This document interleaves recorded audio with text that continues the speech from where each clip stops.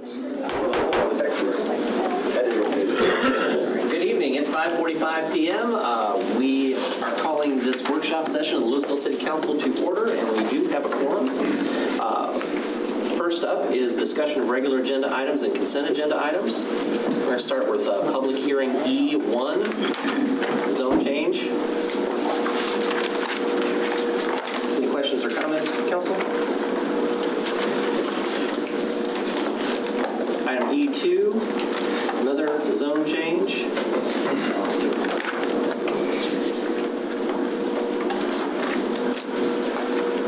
Item E3, public hearing, consideration of an ordinance, amending volume 2.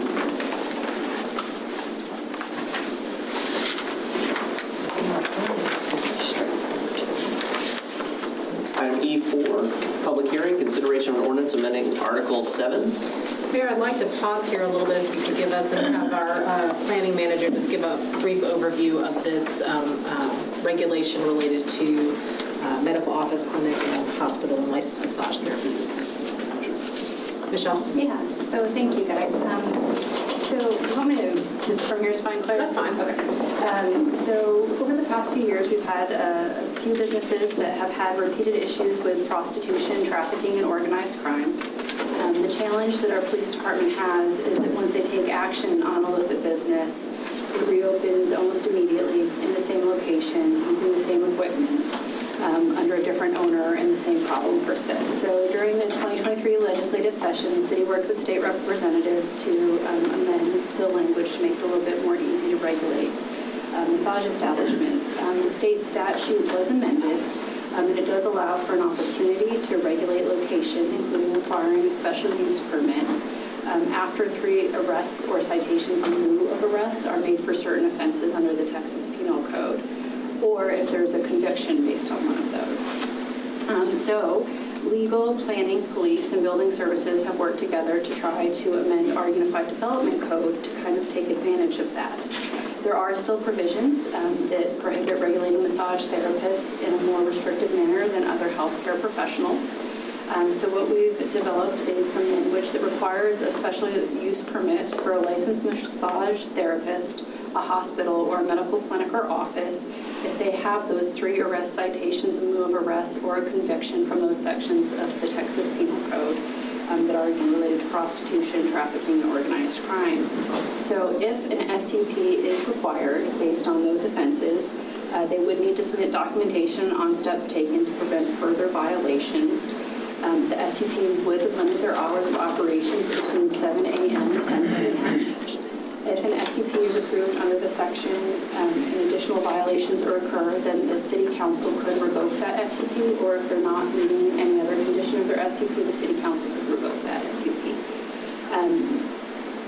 And then if an SUP is approved under this section and there's a new operator, they can request to repeal an existing SUP and not limit the hours of operation, provided that there have provisions in place to ensure we don't have certain violations. There's also an option for businesses moving into a location where an SUP is required. They can apply for an exemption to the SUP permit. They do have to demonstrate that they have some measures in place to ensure that there's no future offenses to those sections of the state code. The intent of this change is to prevent repeated issues at certain locations or at the same location. And then the implementation is going to be interdepartmental and coordinated between staff from police, building services, code enforcement, and planning. Mayor, can I take you on to consultation with attorney under section 551.071? 071. Okay, we're going to go ahead and go into consultation with attorney. If y'all could wait outside, we will be back shortly.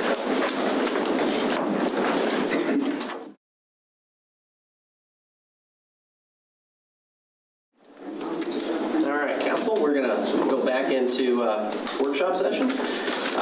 Item E5, public hearing, resolution of the City Council. Any questions or comments on that one?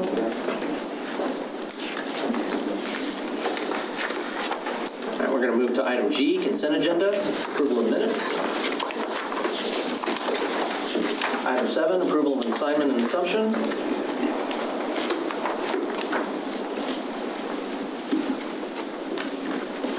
Item 8, interlocal cooperation agreement. I did have a question about this. Is this basically what Carrollton opted out of recently, or is this something different? Yeah, so as Carrollton opted out, the money that would have gone to Carrollton then gets spread amongst all the remaining. Okay.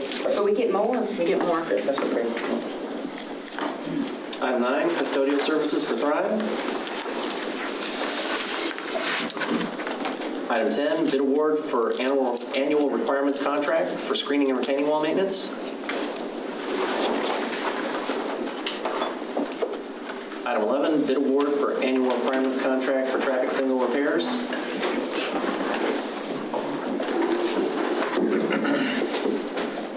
Item 12, creation of volunteer hours, administrative policy 2.0, human resources. I love that. Yeah, I was just going to say the same I thing. love that. It reflects us as a city. I like businesses that do that. So go get your volunteer on. Happy to serve. Literally. Item H, regular hearings, 2 alternative standards for outdoor storage and screening for Walmart. This is the Wing project.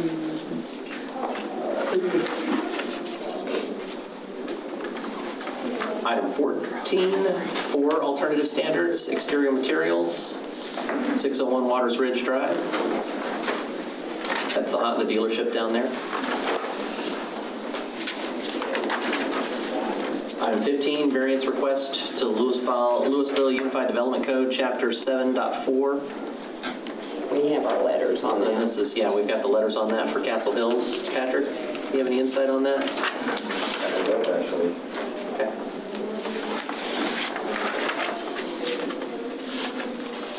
Item 16, ordinance amending the Lewisville City Code, Chapter 15, maximum speed limits on specific streets. This is dealing with Summit.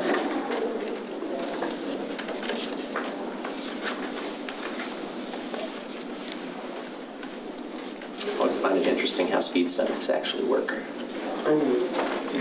Item 17, ordinances amending the Lewisville City Code, Chapter 4, internal construction codes. Mayor, when I go to read those captions, there are 8. There are 8. 8 So you're different gonna, captions. are we voting on each one individually, or are you You reading all can of vote all together. I just didn't want you to Jump in? surprised. Anyway, like 7 times, I'll figure it out on the 8th one. That'll be good for the My eyes TV. were crossing. Just All right. Item I, reports. And do we have any closed session tonight? Yes. Okay. Super. With that review of the regular agenda items and consent agenda, we'll go ahead and move into workshop item B, discussion of our housing strategy toolkit. Maureen Milligan, director with Grow America, will present the PowerPoint. Ms. Milligan, thank you for being here. Appreciate you. Yes, absolutely. And we just rebranded, so you have seen me before. I was with the National Development Council. Now we're called Grow America. And we can go on to the next slide. So tonight we're going to be talking about your proposed housing toolkit. So a few months ago, the Reinvestment Fund presented you a comprehensive overview of data about your real estate market and housing needs. And tonight is to discuss the tools and the strategies that you can use to address some of those issues.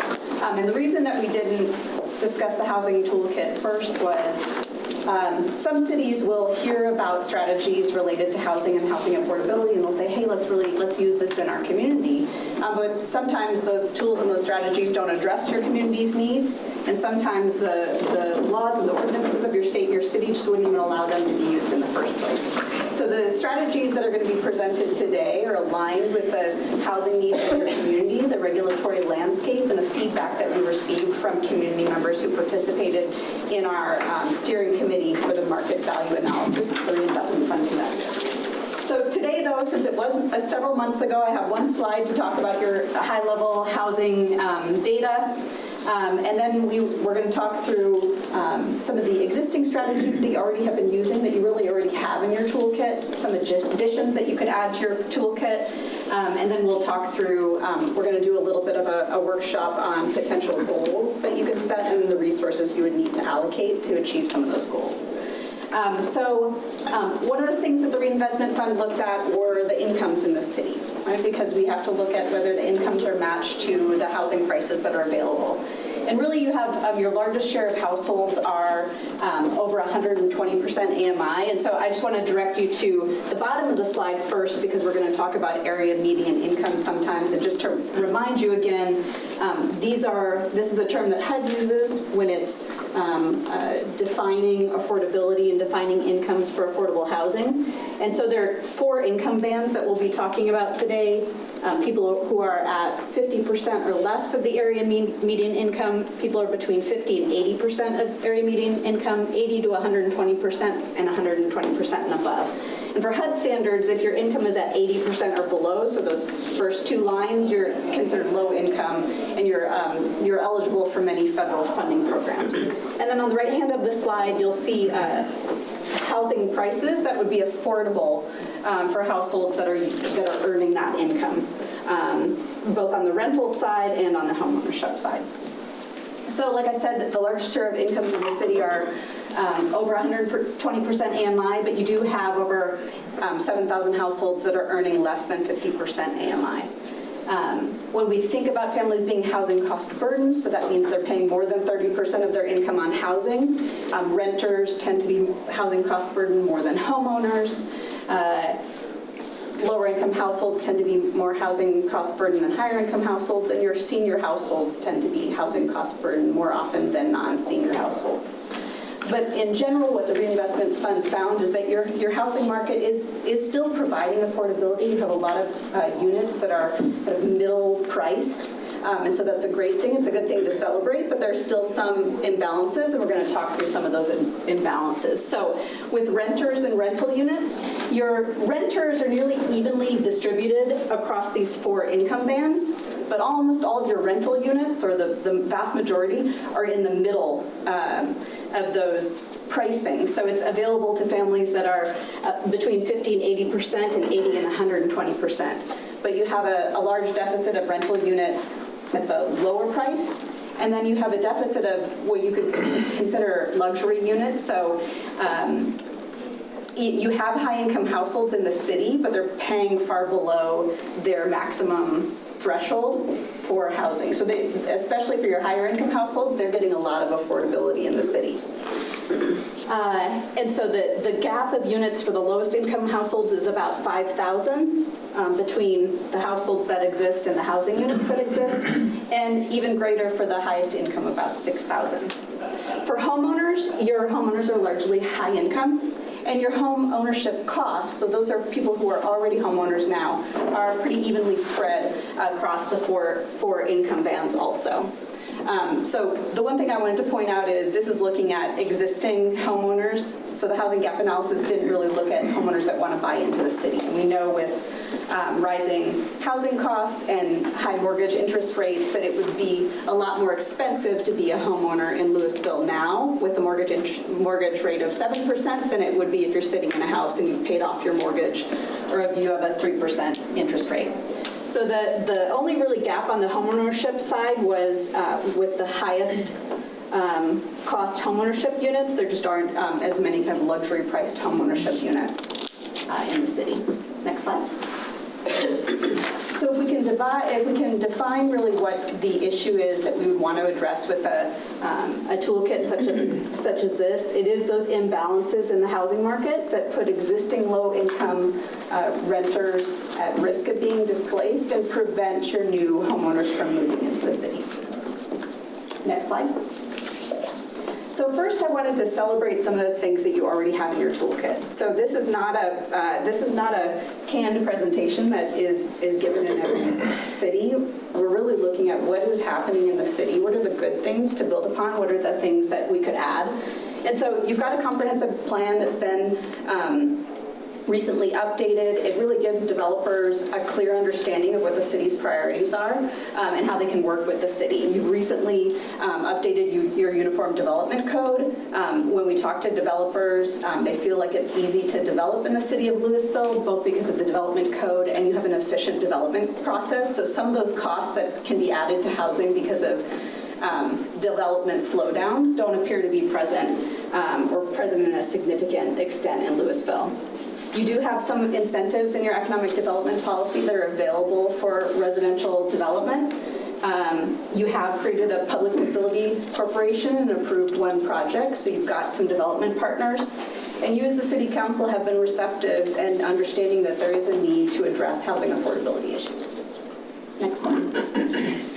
So what are some of the approaches that we propose to address some of those gaps in your toolkit? They focus on three main approaches. One is to preserve the units that you already have. And that's both existing homeownership units and rental units, especially on the rental side. Some of these units may be subsidized by the government, and so they could be at the end of their affordability period, and you want to make sure that those units could be preserved, but they're also brought up to market standards, so the apartment complexes are repaired and maintained. You want to focus on developing new units, both on the rental and the homeownership side. And if we think from an economics perspective, these two are supply side strategies, and then also a demand side strategy. So how do we help increase incomes or increase purchasing power so that households can rent or can own homes that are sold at market rate? Next slide. So this is a lot in these next couple of slides. I'm not going to go through every strategy, but just want to talk through high level how we approached all of these different strategies. So when we're looking at preservation, we focused on three main things. Is how do we preserve owner-occupied housing? How do we preserve rental housing that exists in the market? And then focusing on some of your manufactured home communities, which is not unique to Lewisville, but you do have a significant number of communities. We felt like we needed to address some of the potential issues there. So the next three slides give some strategies in terms of preservation. On the homeownership side, it's really a focus on home repair. And how do you help homeowners who don't have the funds to repair their homes? But also, how do we help homeowners transition when they may want to get out of their single-family home? Are we creating units that are smaller and that are accessible, especially if you're elderly and you have disabilities, so that those families can move out of those units and into a unit that's better suited to their needs, and that opens up more homeownership units in the market. Next slide. So in terms of apartments, when we're thinking about repair, there's two types of what's considered affordable housing units. So one are units that were actually subsidized by a government program, often low-income housing tax credit projects, but also affordable housing projects that are charging affordable rents, not because there's a government subsidy, but because they haven't been as well maintained, they're maybe not as well located, they don't have market amenities that people want today. So how do we encourage owners to invest or reinvest in those properties to bring them up to market standards, but also to offer at least some of the units with affordable rents? And then one thing that we learned when we helped with the HUD Consolidated Plan is you have some local owners that are renting near the bottom of the market and are also accepting housing vouchers, but are really maintaining their units in good condition and are working with tenants when they do struggle with rent. So how do we build relationships with those local owners to keep them in the market and maybe even increase their share of units in the market, because we're able to build good relationships with them. Next slide. And then manufactured housing strategies really look at gathering more data on who lives in the manufactured housing communities. A manufactured home can be sometimes the only entry point into homeownership for a low-income family, but we just don't know enough about some of the needs of the homeowners in these communities. We don't know if they own the land and their unit or just their unit, and knowing that will help the city develop some additional strategies. Next slide. On the development side, both single-family and multifamily, it's looking at, is there available land that could be used for development of housing? Are there ways to connect developers to low-cost capital, whether that's bank capital or whether the city sets up a loan fund that could assist some projects? And then really even enhancing your development code to even make it easier to develop some types of missing middle types of housing that tend to be offered at more affordable price points. Next slide. And then that economic development or economic mobility strategy. is looking at how do we help both renters and homeowners move into, how do we help renters move into homeownership? How do we help renters access units within the city?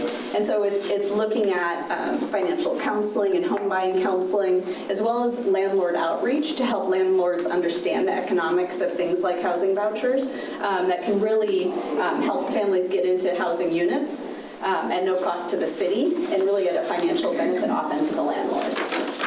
Next slide.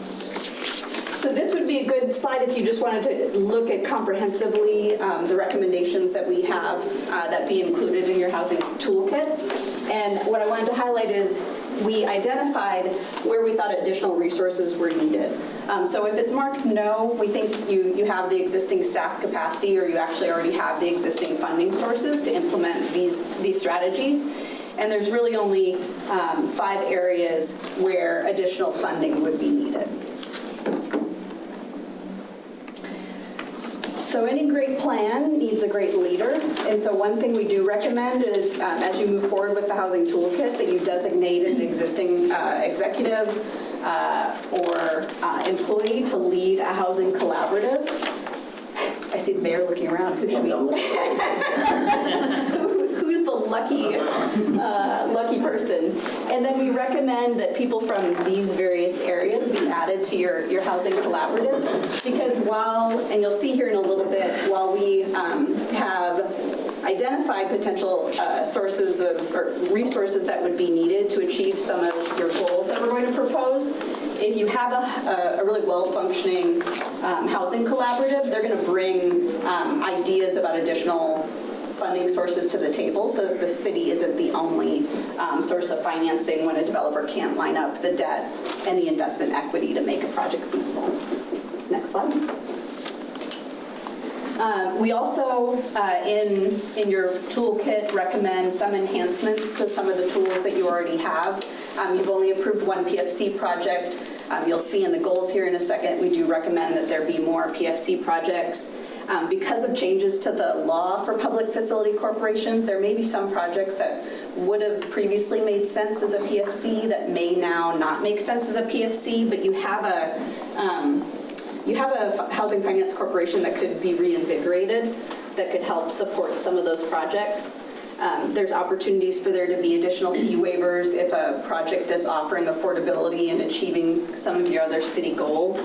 And then you do have the ability in your TERSs to dedicate some of the increment from the reinvestment zone to affordable housing, both inside the zone or outside of the zone. So that's another opportunity for you to enhance some of your existing tools. Next slide. And then, as you probably are aware, there are other cities that are using other tools in their toolkit. Denton voters will be voting on an affordable housing bond here, and some cities, such as McKinney, have used a portion of their 4B sales tax specifically for development. So those are longer-term options. Next slide. So here's where, obviously I'll take questions on anything, but here's where we really need your feedback. So we're going to talk through sample 10-year goals that the city could set, as well as some of the resources that would need to be allocated to achieve those goals. And then we'll walk through an example. So this is a lot of numbers, and I know it may be hard to see. I'm going to walk you through some of this, though. So we already talked about those 4 income bands. So here on this left quadrant, upper left quadrant, we've just categorized anything, a household income under 80% as affordable housing, that 80 to 120% is workforce, and really about 120% is market rate housing. And then you'll see as you go across this, this top table, we estimated the need based on those income bands, and then recommended a sample goal to achieve. So for some things, you'll see the need and the goal are the same. For most things, the need is much higher than the proposed goal. You'll see that for preservation. So we're talking about homeownership here. So preservation is primarily through home repair, development, as well as economic mobility, and in the homeownership side, economic mobility would be down payment assistance programs. And then for the tools that actually need funding associated with them, that would be the down payment assistance, purchase of homeowner housing units, and then home repair. And I'll just give a note here for home repair. We proposed meeting almost all of your need, because you do have CDBG that can be used for home repair. So here's something where you have an identified funding source, and so it may be good to be a little more aggressive in terms of trying to achieve and meet the needs in the community as opposed to some other things where you don't have an identified funding source. Next slide. And we can come back to any of this. So the structure is the same here. You've got the income bands, and then you've got the proposed goals. On the renter side, the housing gap analysis that the reinvestment fund conducted really was help guide the needs analysis and the goals. And then you'll see here are 3 tools that would need a funding source: developing your new rental housing units, preserving existing tax credit rental housing, and then preserving those naturally occurring affordable housing units that don't have a government subsidy in them. And then you'll see we identify what the tool is that could be used. There are 2 different types of housing tax credits. 9% housing tax credits that are very competitive. You wouldn't see more than 1 project in Lewisville a year, probably wouldn't even see 1 a year. 4% housing tax credits that are non-competitive, and then your public facility corporation tool. And then you can see the good thing is with tax credits projects is that the underwriting for those projects is published by the state, so we're able to use actual data on the size of recent projects that either occurred in Lewisville within the past couple of years or within this part of North Texas, as well as the debt and equity financing that the developers told the state that they had obtained. So that gap is the gap between the debt and the equity that they could raise through the tax credits. Now, this does assume that the city would have to fill that entire gap. You're not going to have to do that. That's why having a housing collaborative that has your industry representatives at the table will help you identify where some of that gap could be taken care of by other funding sources. So this would be the maximum amount of funding that you would need to use to achieve whatever sample goals you'd set for yourself. And I think I mentioned this, but these are goals over a 10-year period. So we also looked at how many projects reasonably would you be able to develop every year. Next slide. So here's an example. I talked through it a little bit, but just wanted you to understand again. So we're looking at preserving existing tax credit units, so units that previously received a low-income housing tax credit equity investment. They had to have their property remain affordable, charge affordable rents for a certain period of time. But within the next 10 years, they're likely to, or they will exit the program if they don't have another round of tax credits. So you have 549 units that are at risk in the city right now of transitioning from not being tax credit units to market rate housing. So that's how we set the goal for you for this activity. So we used both the housing gap analysis and data from HUD to understand what units were at risk of exiting the program. And then, like I said, we actually pulled data on recent 4% transactions where an existing property was acquired and then was rehabbed up to market standards. And the size of not only the units, but the property, the average cost per square foot, and then the debt and equity that was raised by the developer.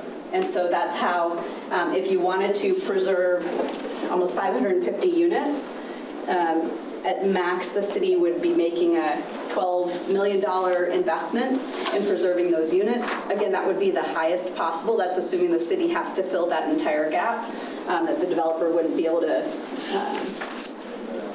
bring their own money to the table, or that you wouldn't be able to identify additional funding sources. Next slide. And I'm going to turn it over to discuss a little from there. So like Maureen mentioned, we have CDBG funding. So that currently is our only funding we have that can be allocated to affordable housing. So I wanted to show you a little breakdown of what that looks like.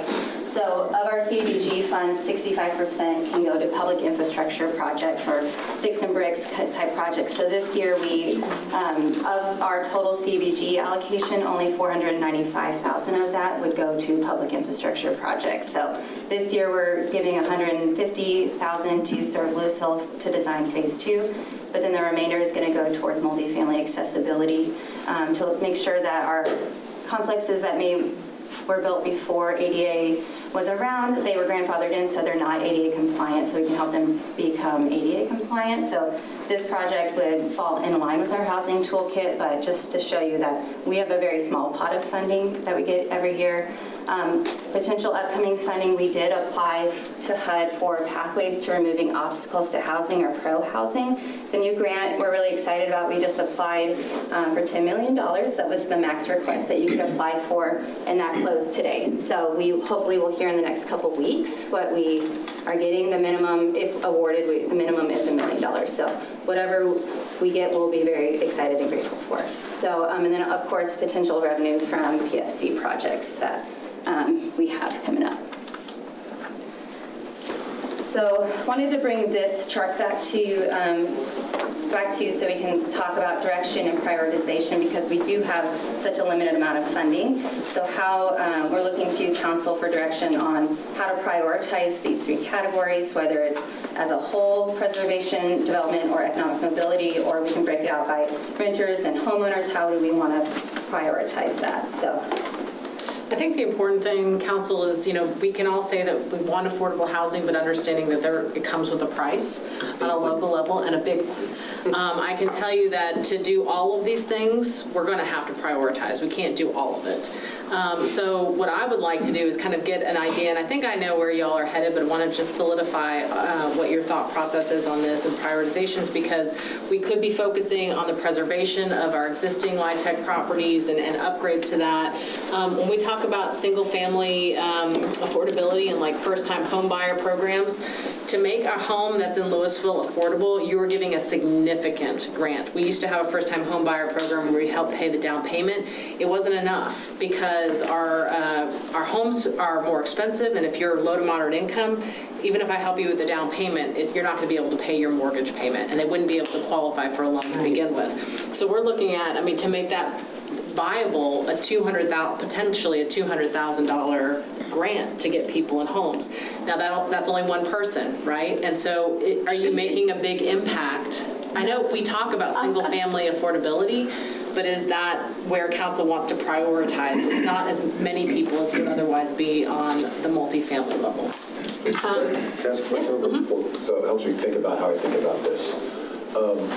So when you think about housing challenged folks, you can kind of break those out into groups, right? So you have the folks who are heavily retired, they're on fixed incomes. There's folks who are somehow disabled, they're going to work. And you have folks who, due to maybe lack of a job, as the economic mobility comes in, lack of opportunity, lack of education. Can you give me an idea of where that breaks down in Lewisville?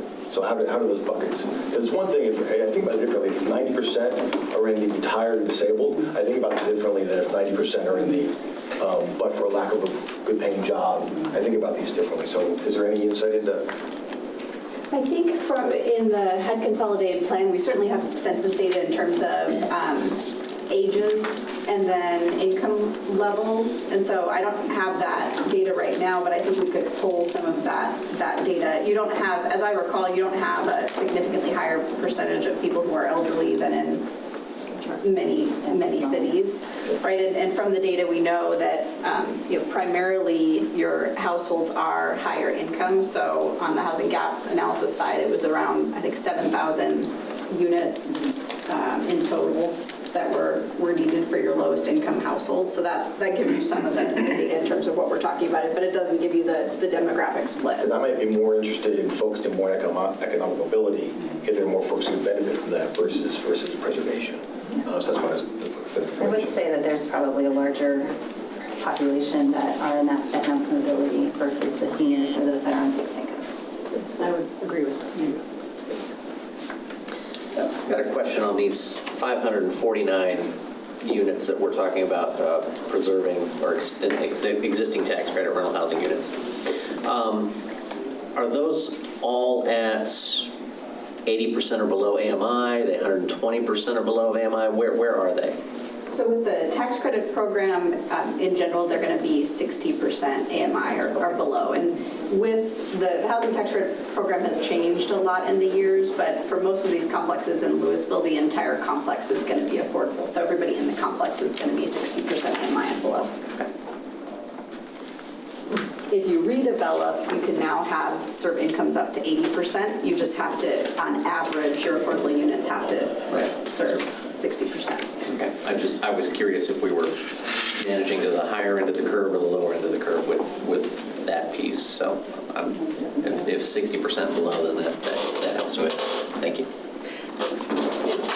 So council, I really what I would like to do is, instead of setting a goal that's not feasible financially for us, because at the end of the day, we could pull funds for TERS, but I don't know if that's the priority when we're paying off the Grand Theater, let's say in Old Town, or if we're talking about pulling general funds, you may be pulling away from parks or other types of benefits. I don't have enough information at this point. I can tell you that this is interesting. Right. But it's in a vacuum because I don't know, okay, 4B, great. What does that pull away? Right. What I would like to do is at the retreat come back with a financial plan where we think is feasible, would make a dent in this, but I'd like to know where your priorities are so I know where to funnel that money. What's your interest? Is it that economic mobility? Is it maintaining single-family homes from a grant perspective for maintaining your home? Is it new multifamily? What are your priorities? Then I will try to find a path forward. So I look at this slide in two ways. Tell me which way is the right one. One is, which of these 5 peach-colored things do we want to prioritize? Or which of all of this stuff do we want to prioritize, even though the gray ones imply that we have the resources available?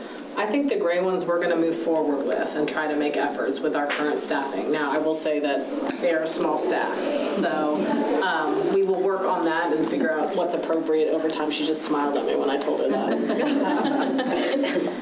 Appreciate you. I don't know, that smile went to her eyes. Yeah. But the others are where we're talking about the financials on money going outside of the organization. Okay. So really, we need to be looking at these peach items? Yeah. Is that a good way to think of this? Or? Yes, sir. So let me push on it just a little bit, because it would seem like if we decided to have economic mobility as one of our items, then we could take some stuff from peach and move that down there. Mm-hmm. Is that accurate? We could. Yeah, I mean, I hit on that a lot because, for me, economic mobility is more than housing. It's health related. It's foods insecurity. So we can find ways to emphasize that. It fixes more than just housing. It fixes a lot of problems that we have. I think that's fair. I think that also goes to some of the stuff that we're talking about with education in our community and things like that. So, and I can't, to TJ's point, I can't get my head around that until I know if it can be impacted. And I don't know if it can be impacted until we know what percentage of the folks impact economic mobility efforts, because they just aren't able to go out there and take advantage of those things. So I can't think about that until I have more information, unfortunately. I think at some point you have to you take care of the houses you already have. So the preservation part, get those up to maybe even, and then move on to something else. But if you got a whole bunch of those houses that need to be at where they should be at, basically. And preservation also means to maintain some of the LIHTC projects that are currently affordable. Right. So I had the same thought as well. Just looking at this chart, we've got 5 orange blocks and 4 of them are in preservation. So I feel like that's kind of the obvious place for maybe where we need to add a little bit more attention. Now, that won't stop us from supporting like LIHTC properties that don't require like future ones, and you guys will obviously determine them on a case-by-case basis. if there's a PFC project that makes sense, we would continue working on that. But for this cash funding, what we're looking for, we're going forward, it's focused on that preservation and economic mobility. And to Patrick's point, I think we have some pretty strong tools in the TOD toolkit right now that, working with DCTA and their $9 million, there's really only one, maybe two TOD areas in Lewisville that will get traction. And I feel like we've got a good plan for those and a good target for those. I think it will come down to what the developer ask is, and then that's when we decide to make the financial commitment to that. So I do think the economic mobility we are capturing in a couple of other things, which makes I read this going, hey, we're doing a really good job in that section because we have a lot of resources. We don't have a lot of peach in there. I read the preservation piece like the other two, where we've got a lot of established properties on the ground that are getting near the end of their useful life, and how do you maintain those or keep them going? A lot of rehab. Well, I saw what we did 2 weekends ago with all the Love Our Lewisville, and I mean, if we make that bigger, that's a revenue stream, whether it looks like one or not. It could make a significant dent, and that where I think some of that funding may be able to be applied. I'm a little concerned about the down payment assistance. That is using a huge amount of money for one person, and that could be just, For that one person, it's a huge life changer, but I agree, it's really hard to take. But they have to maintain it. It's really hard to take tax dollars and turn around and do that. Oh, yes, it is. And hopefully, with the Housing Collaborative, we can find some bank partners that have programs that can assist residents versus us using our CBG dollars. We can find those other avenues of funding for them. Right. Yeah. And thinking about this from a 10-year standpoint, right, understanding mortgage interest rates hopefully will go down, right? So do you focus these first couple of years on missing middle housing? How do we get a little diversified housing types into the city? And then we focus some of those down payment assistance resources at the later part of the strategy. And I think the preservation is probably the way to go. Even though I'm looking at the peach with the new affordable development, I know we're working on that. So that's one thing that we have to be measured on how we deal with that. But I think you get the low-hanging fruit where you help the most people and get the most bang for your buck. The preservation. Yeah. I'm for the preservation. Got direction? Yes, sir. All right, thank you. Thank you so much.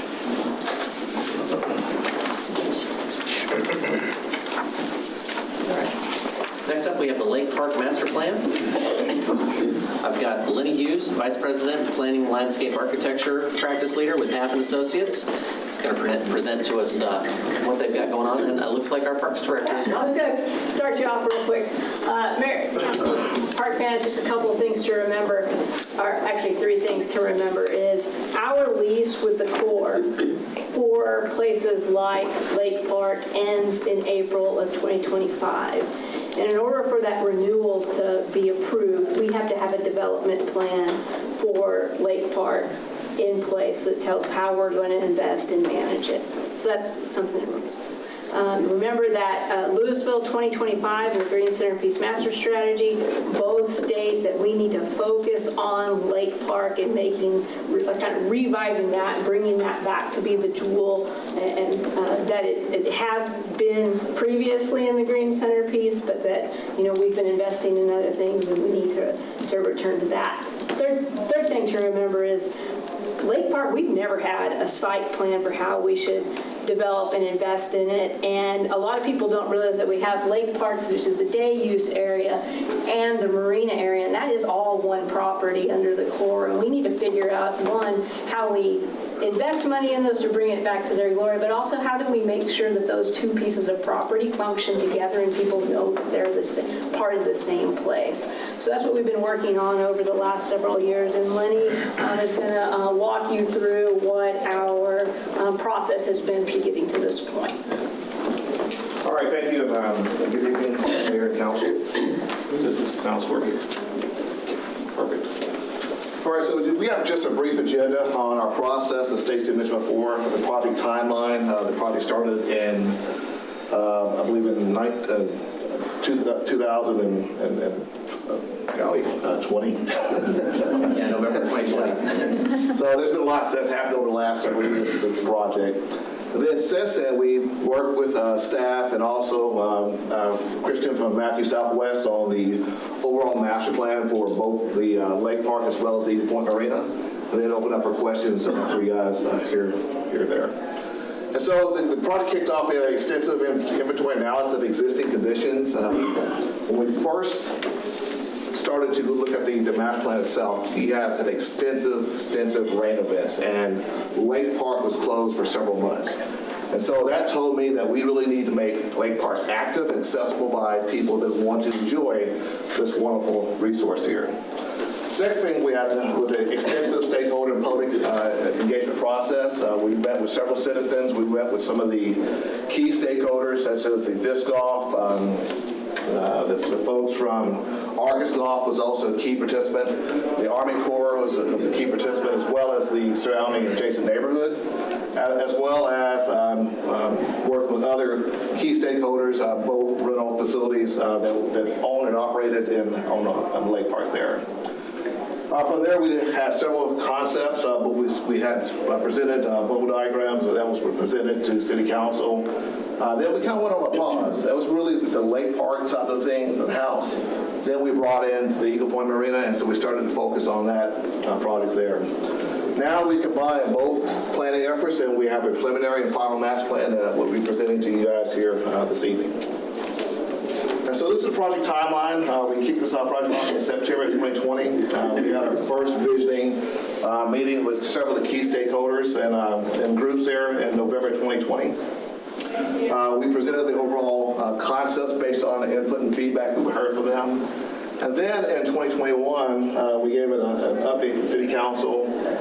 As for Lake Park, then we looked at the Eagle Point Marina master plan. And so that's when we started working with the city and Matthew Southwest and understanding what is truly wanted and needed and desired for that particular area there.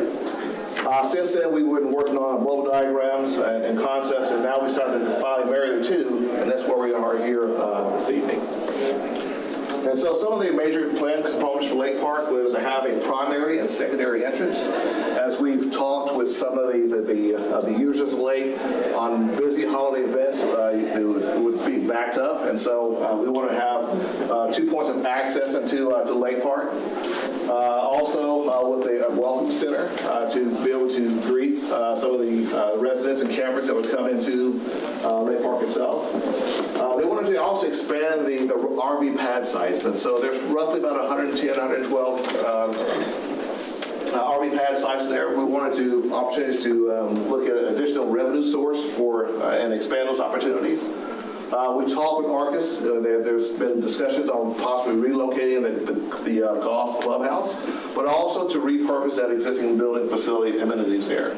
And so there's a whole host of things that we're talking about with Lake Park. One thing that popped out during this entire planning process was to make sure we're looking at addressing some of the shoreline erosion issues. There's several areas along the Lake Park where they're losing a lot of vegetation, a lot of very valuable, precious shoreline. And so we want to look at ways to help preserve and protect some of those areas there. And then moving on to Eagle Point Marina, we're looking, and Christian will talk about that also. They're looking at a hotel room with restaurants, other hotel cabin sites, areas to enhance the private boat ramp, as well as an opportunity to provide a facility for the Army Corps to help facilitate some of the emergency access and management to Lake Lewisville there. That's a question before we go on that. So the RV sites, so this is an increase in RV sites we're talking about, is that right? That is an increase in RV sites. Is this a densification exercise, or is it a same space? But actually, we wanted to expand and not be so tight and kind of compact areas. So we want to make those areas much more enjoyable, more kind of a state park like feel versus kind of where they're all stacked on each other right now. That helps. Thanks.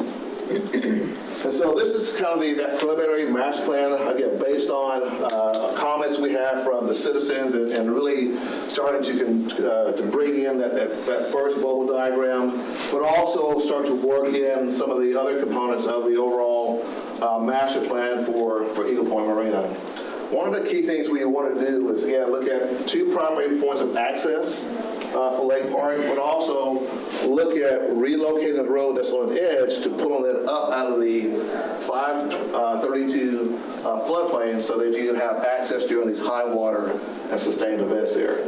And so the normal pull for Lake Lewisville is 522.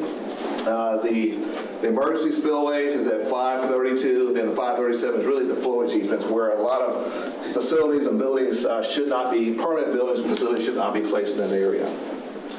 So based on, and these things were also presented to CORE, so we got a lot of good input and feedback from them, and they've been engaged throughout this entire planning process, as well as the other key stakeholders with Arcus Golf, the disc golfers, as well as those folks there.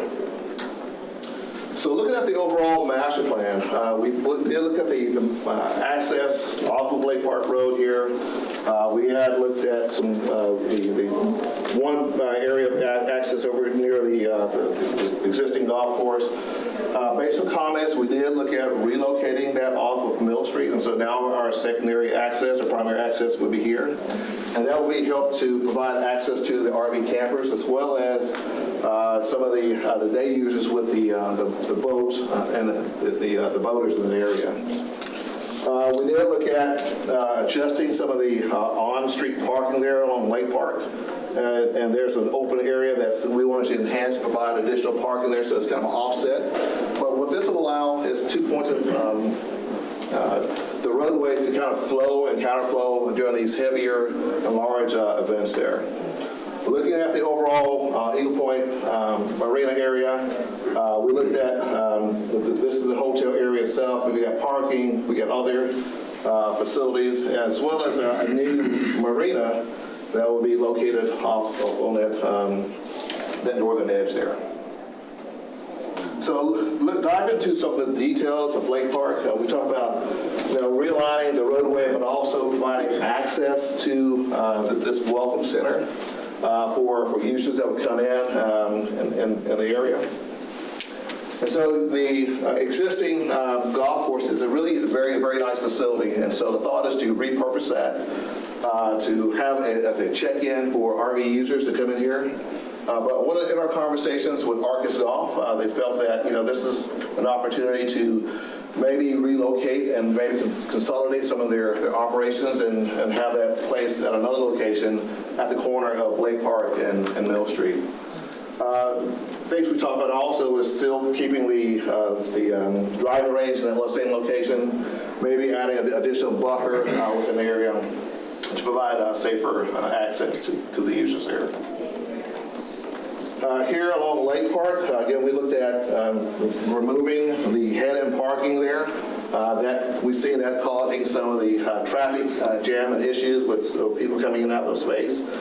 But one thing we wanted to take a look at too is if we're doing that, then how can we expand parking within the area, but also look at ways to provide additional parking here and access to the soccer fields there. This cross section shows what that. If we were to remove the parking and we got 2 lanes of traffic, now we could have a center turn lane, maybe a walking trail on the edge. And now during these heavy events, we could have 2 lanes coming in or flipping it or having 2 lanes coming out. And so it would help with a lot of the traffic congestion and issues that we're facing there along Lake Park Drive. We wanted to have also a day use amenity core. This is one of the highest spots of Lake Park, and so there's also a lot of existing trees, vegetation there. We wanted to provide an opportunity for day users or people to come in and enjoy the park itself. One thing we also want to do is look at how do we remove that area where they're currently swimming right now. I know there's been a lot of accidents and issues that's happened this year. And so one of the things we want to look at is how do we make this area less desirable, but also revegetate that and provide other opportunities for fishing and enhancing that area. And so we would take this swim beach instead of having it here and possibly locate it down in the other area, which would have better access and a bit more safer within that zone. We did look at high water boat launch in this area where we have access and enhanced parking. We helped to clean up this area on the edge there as well, but still providing opportunities for people to fish and have access to around that peninsula area. So looking at the day use, we want to have this naturescape type playground to really be embedded within the existing vegetation there, something that's more natural and really appealing on this large playscape environment. And this is the core area for the RV camping. And so currently, there's a row of RV campers that comes on here. They're really tightly packed, and so we wanted to kind of spread that out within the area, but also have separate RV driving camping loops. And so looking at coming in access off of Mill Street coming in here, then you have two-way and one-way pull-throughs, type RV areas. We also have locations for centralized restrooms and other shower facilities, as well as picnic shelters and pavilions within that space there. And so instead of having kind of a tightly packed look, we wanted it more spread out, provide much more green space, and also look at revegetating areas with tree plantings. Here we're calling this the camp yard or campground game areas. Again, nestled in the trees, where you can have cornhole, other types of large, maybe board game, picnicking type areas. But this is a really family-friendly space within that zone. Over on the southern edge, we've got this extensive boardwalk. During these rain events, the water starts to back up into those low-lying areas. And so we want to just take advantage of that and get people out there to bird watch, to be really more in touch with nature within those zones there. And just some examples of how the boardwalks be incorporated into those marsh areas, had bird viewing stations, blinds. So really, have it more natural and more concealed in that type of environment there. Over towards the other entrance, we've got the RV boat entrance in the gatehouse. When we did talk to the disc golfers, they said, if we're going to do this, let's just do it one time and let's make this, the best disc golf ever. And so we have an area where they can come in, they can park. We did talk with them, kind of a pay to play.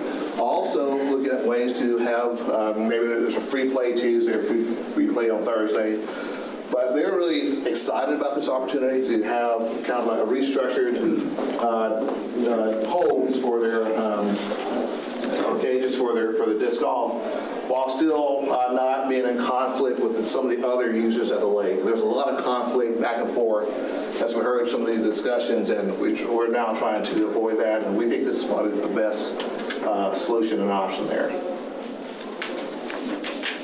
This just shows some, and they did like, one thing they do like is, having this larger forested area. They like the trees and obstacles to kind of toss their disc around.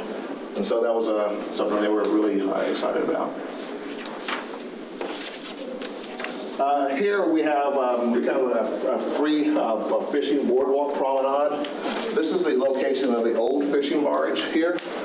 And so this is going to be a floating promenade where people come out and fish, working with the city and Texas Parks and Wildlife to look at underground fish structure or habitat, fish attractors in that location.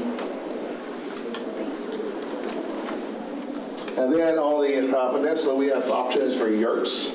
And so having kind of a low impact type of look and feel, not really tightly packed, and they're about 100 to 150 foot spacing, so really nestled amongst the trees. The thought is that you come in here, you park your car, get on a golf cart, or they would take you up there, kind of a concession area, they could take you to your yurt, or come up here and park your car, and now you have cabins. So now we have different types of, recreational camping type of amenities within those two zones here. I'm sorry, can we go back real quick for the yurts? Sure. Just because this came in and made me think about this, does that peninsula ever go underwater? How does it go underwater? So going back to the 532 and the 537, the 532 is the red line that's here. And that is the emergency spill. And so at that point, it would start to go over the dam. Anything above that, the Corps can still flood that up, but it's they try to avoid that. The thing is that since these are really on elevated platforms, you're able to pull them in and pull them out. It's really, really easy. Okay, so we have a lot of concerns that we'll invest in, don't be watched away. Yeah, low cost investment in that. Thank you. And the thought is also to have some type of, again, this boardwalk elevated structure to provide access to the yurts. So, just an example imagery of the cabins and yurts within those areas there. And also one of the things that when talking to the citizens in the area, they didn't want a lot of impact or high impact of play. And so, but having kind of a smaller traditional walk-in type neighborhood from there, but also have some teaser parking there for people that may want to come up and use that area there. So, and again, just another opportunity. This is a really nice little space. I don't know if you guys have been out there or not. It does flood, but just again having a low impact nature trail type of amenity and parking for the residents within that zone. And Chris, you want to lead us through the Eagle Point Marina? Yeah, absolutely. Thanks very much, Lenny.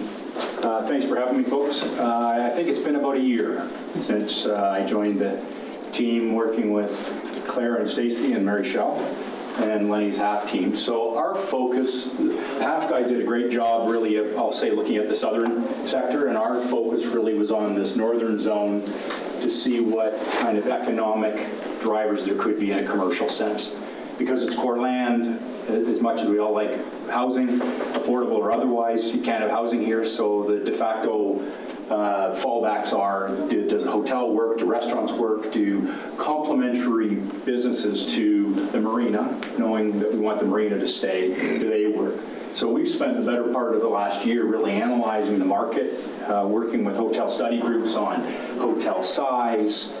Haven't priced anything out yet, but in terms of proximity and location, this is above the 537. So as you folks know, we're developing the other side of the lake and the tribute, so we're very familiar with 537, 532. So anything that is permanent structure, hotel, restaurants, the cabins, contemplated would all be above 537, so we wouldn't have flood issues, we wouldn't have damage issues, we wouldn't have issues with hotel guests or restaurant guests having to be evacuated in an urgent manner.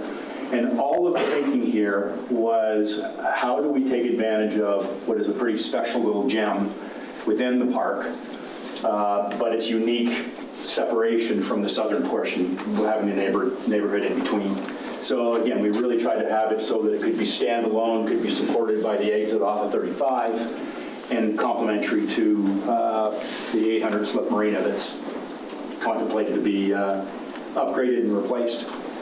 We have, again, the studies have yielded roughly 150 keys, could be more, could be less, but as we get closer to the time, that's really what the half guys have drawn here. Contemplated to be 3 or 4 stories, nothing magical yet about that other than the higher the better to get some lake views for the guests. A couple of restaurants to support it, so our hospitality group within Matthews, one of the strongest bits of feedback was the more there is to do, the higher chance there is that hotel users will want to come here.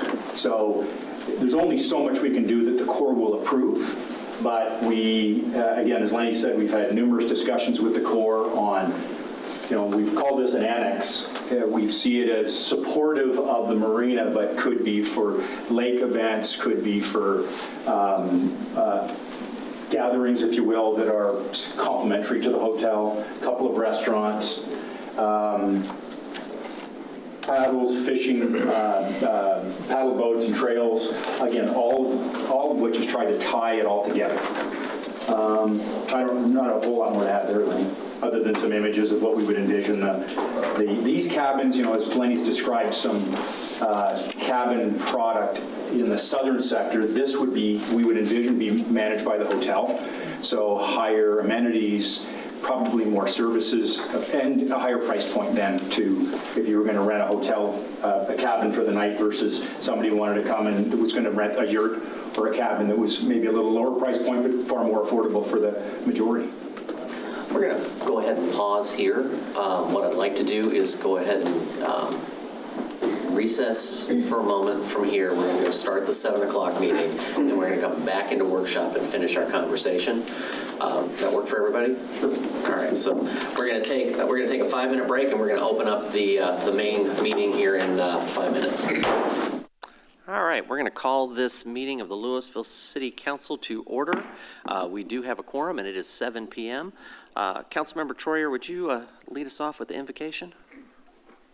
Please stand and join me in a moment of contemplation and reflection.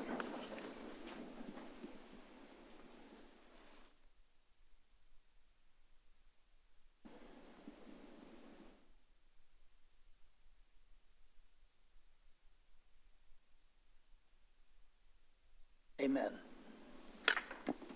Please join me in the pledges. I pledge allegiance to the flag of the United States of America and to the republic for which it stands, one nation under God, indivisible, with liberty and justice for all. Honor the Texas flag. I pledge allegiance to thee, Texas, one state under God, one and indivisible. I'm going to ask that those of you who are here for the proclamations just hold on a little bit. We do have some unfinished workshop session to go into, so we're going to go ahead and put the regular session on hold for just a moment, and we're going to resume our workshop session in the room next door.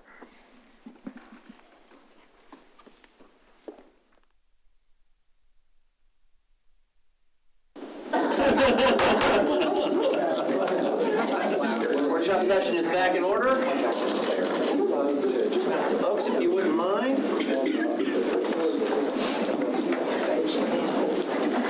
When you're ready. Well, I think I was done. It was kind of Perfect time. I'll take it. Did you hear that? Thank you, Lenny. All right. Well, you just have a few other amenities here. We talked about the restaurants and the look and feel, and we want to protect and preserve as many trees as possible.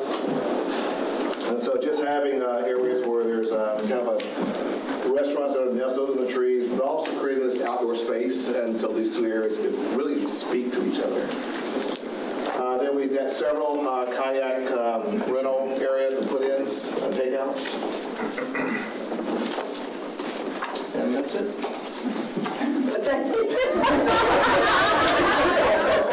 Are you serious? Claire, are you asking for any direction from council tonight? We're prepared to, this is the final version. We took you guys the preliminary before. Wanted to make sure you guys were giving us thumbs up because our next step is to move, as Stacy said, to course submittal because we have a short time frame on it. Council, any questions, concerns about what's laid out? I have a question about all of the wood throughout the entire thing. Are we actually using wood or composite? Because I can see that being a maintenance nightmare. We haven't gotten that far. Okay, I'm jumping ahead a little bit. Shocker. Council? I have one question. So it looks like there are a lot of trails that are, are those like small nature trails, or they're like where we can hike and bike, run and bike? These are really more the hike and bike type trail. Okay. Yes. And so providing access, we've got a really good connection right now within Lake Park. But the thought is to connect this over to Eagle Point Marina and then tie into the DCTA trail.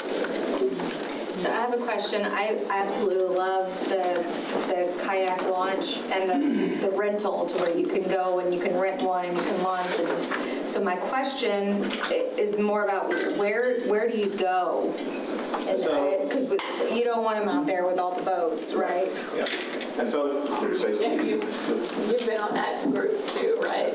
So there's actually a kind of a consortium right now of all the municipalities that have lake parks as well as maybe some private areas throughout all around Lewisville Lake. we've been working to get together to create a trail system that runs along the shoreline. And so it would be over 110 miles long if you did the whole thing, if you did all of them. But they're designed in the way that you can go out and back or hop in reasonable spaces. You'll notice, like, we have a kayak launch on the north side, and then there's a southern side, and then there's also some in the south area, so that you could make those connections. We're all trying to figure out how we might have universal rental areas, so that if you went from, if you started over in Highland Village and came to Lewisville, you could rent one over in Highland Village and then put it up at the Lewisville site. So we're kind of working on those types of things. That is awesome. I love it. And there is a safety component of it where we warn people, you should not try to get the little elm from here. Directly. You might ought to print that on the sign. You know, there's always those people. People don't read signs. Little video monitors out there. So is that concrete? I'm looking here at number 58, and there's this yellow trail that goes around the peninsula there, just north of. Yeah, so 58 is actually a paddling trail. I'm just using that to ask about the trail. Is that concrete? Yeah, this is a concrete trail and or boardwalk, depending on the area. And we've talked with the neighborhood in there to let them know that this is coming? I just spoke with a gentleman just a few minutes ago, but we've had some discussions early on about connecting the trail from Lake Park to Eagle Point. But probably needs to be more discussion to have. Well, I will tell you, I personally have done the bike ride over Garden Ridge, over to the train station, then up to Denton, and then I've come back down here and I've gone, and it is a beating to try to get south from this part of the lake. You cannot do it without getting off your bike and walking through an apartment complex or somebody's maybe backyard, but not really. So I really think to make this kick, we've got to have strong connections between these two sections. So I appreciate the trail. I'd look to be more creative. If we can figure out how to get that road punched through or something, that would be amazing. But I'm sure you're looking at all the options. Which road are you talking about? Well, I mean, we've got the spine road here that kind of dead ends there at 59. Oh, yeah, so that, and it would punch through to the next, that's planning for it to punch into the neighborhood so you can get through. Okay, great. Okay. Yeah, I mean, but as you can see there, we got to come up and around, which is fine if that's what we got to do. We need to be real clear with that neighborhood because I'm sure that's going to be a little disruptive for them to have a trail along the lakefront there. Other questions or comments? Any changes? Looks good to me. That's an impressive piece of work. I appreciate it. It's going to be done next year, right? Yeah. Yes, sir. I do Overpromise, underdeliver on that. I do have one card requesting public comment on this one from Mr. Rector. And I'm sorry, I can't read the first name. My apologies. But speaking about the lakefront development. He might be in the chamber. Might be in the chamber? Yeah, let me see if he's in the chamber. Thomas, would you mind? What was the last name? Rector? Didn't he send an email already? Yeah, but he's asked to speak. Oh.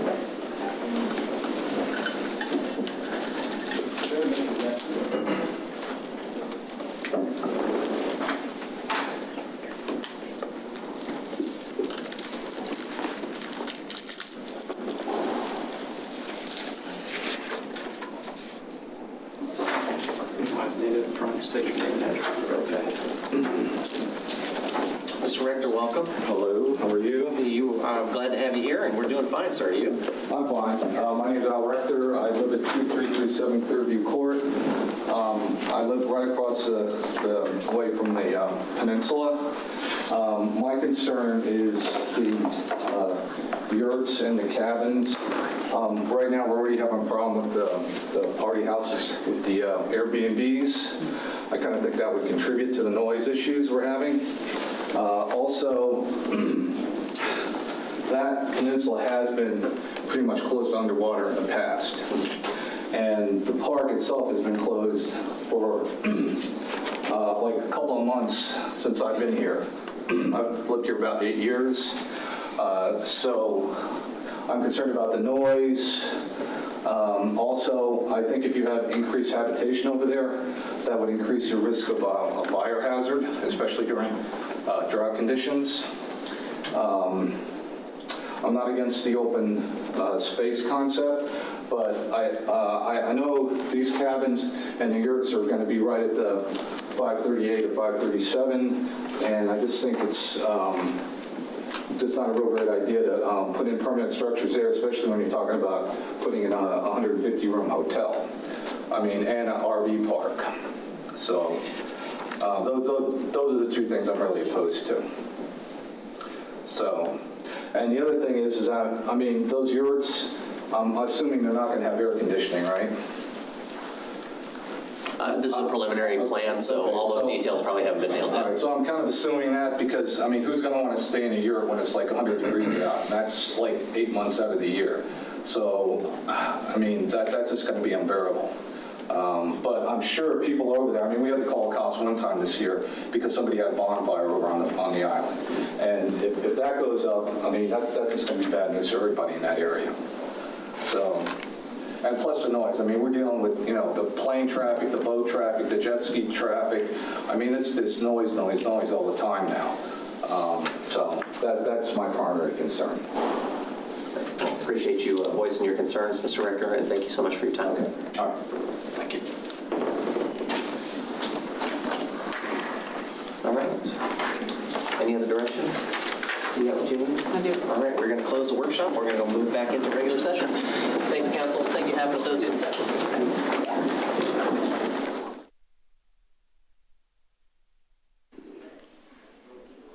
All right, we're going to call this regular session to order.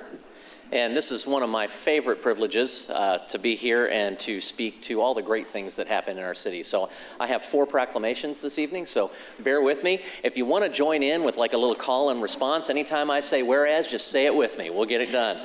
So today, first up, I have whereas Hunger and Homelessness Awareness Week is recognized with the purpose of educating the public on the current state of hunger and homelessness in our community, including the need for affordable housing in the city of Lewisville, and to encourage support for service providers as well as community service opportunities for all residents. And whereas the city of Lewisville recognizes the need for continued and additional support to overcome the gap in existing systems with over 90,000 individuals living in Denton County experiencing food insecurity, an additional need of 4,598 affordable housing units in Lewisville available for households earning below half of the area median income, and 9.6% of Lewisville residents experiencing poverty as of July of 2022. And whereas there are many organizations committed to fighting food insecurity and providing supportive services to people experiencing a housing or food crisis, including Christian Community Action, Denton County Friends of the Family, Journey to Dream, Serve Lewisville, SPAN, the Salvation Army, and the United Way of Denton County. And whereas the city of Lewisville will continue its efforts to create and preserve affordable housing and support social service providers in their commitment to minimize hunger and homelessness in our community. Now, therefore, I, T.J. Gilmore, Mayor of the City of Lewisville, and on behalf of the Lewisville City Council, do hereby proclaim the week of November 11th through 18th, 2023, declared as Hunger and Homelessness Awareness Week in the City of Lewisville, and encourage all residents to consider spending time this week volunteering and supporting local Lewisville groups and nonprofits that are focusing efforts to ensure all Lewisville residents have access to their basic necessities of food and housing, proclaimed the 6th day of November 2023. And I think, Ashley, are you here? You're going to be my target for this one because it covers everybody. So thank you so much. Thank you so much. Appreciate it.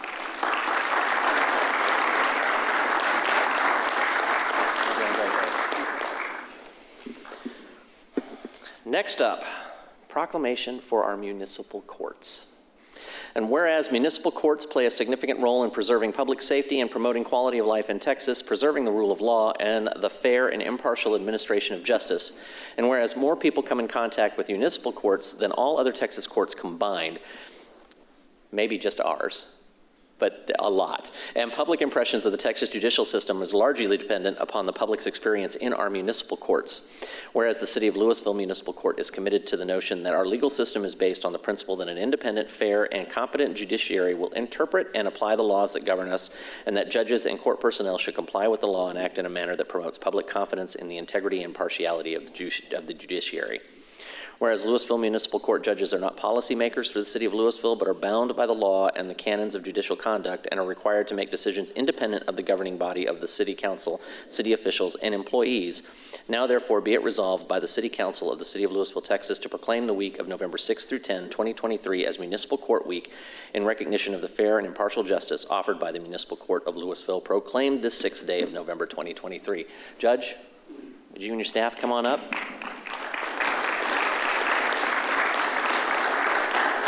And I want to tell you that typically when I hear about folks and their experiences with our court, they're not happy that they had to go to court, but they find, the vast majority find that we are fair, we are unbiased, and that our judges do a great job. So I want to thank you for that. Thank you, Mayor. You have a couple of words? Just appreciate all the support we get from the City Council, and we have a great court, and appreciate being here. Keep doing the work. Thank you.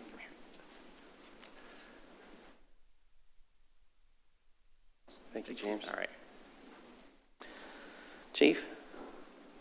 Whereas the City of Lewisville Police Department Property and Evidence Division is responsible for receipt, documentation, and storage for all incoming physical and digital property and evidence, preserving all property and evidence, and lawfully releasing or disposing of all evidence. And whereas the police property and evidence staff responds to requests from internal and external customers and is integral to building relationships with other police agencies, governmental entities, and other organizations promoting interagency communication.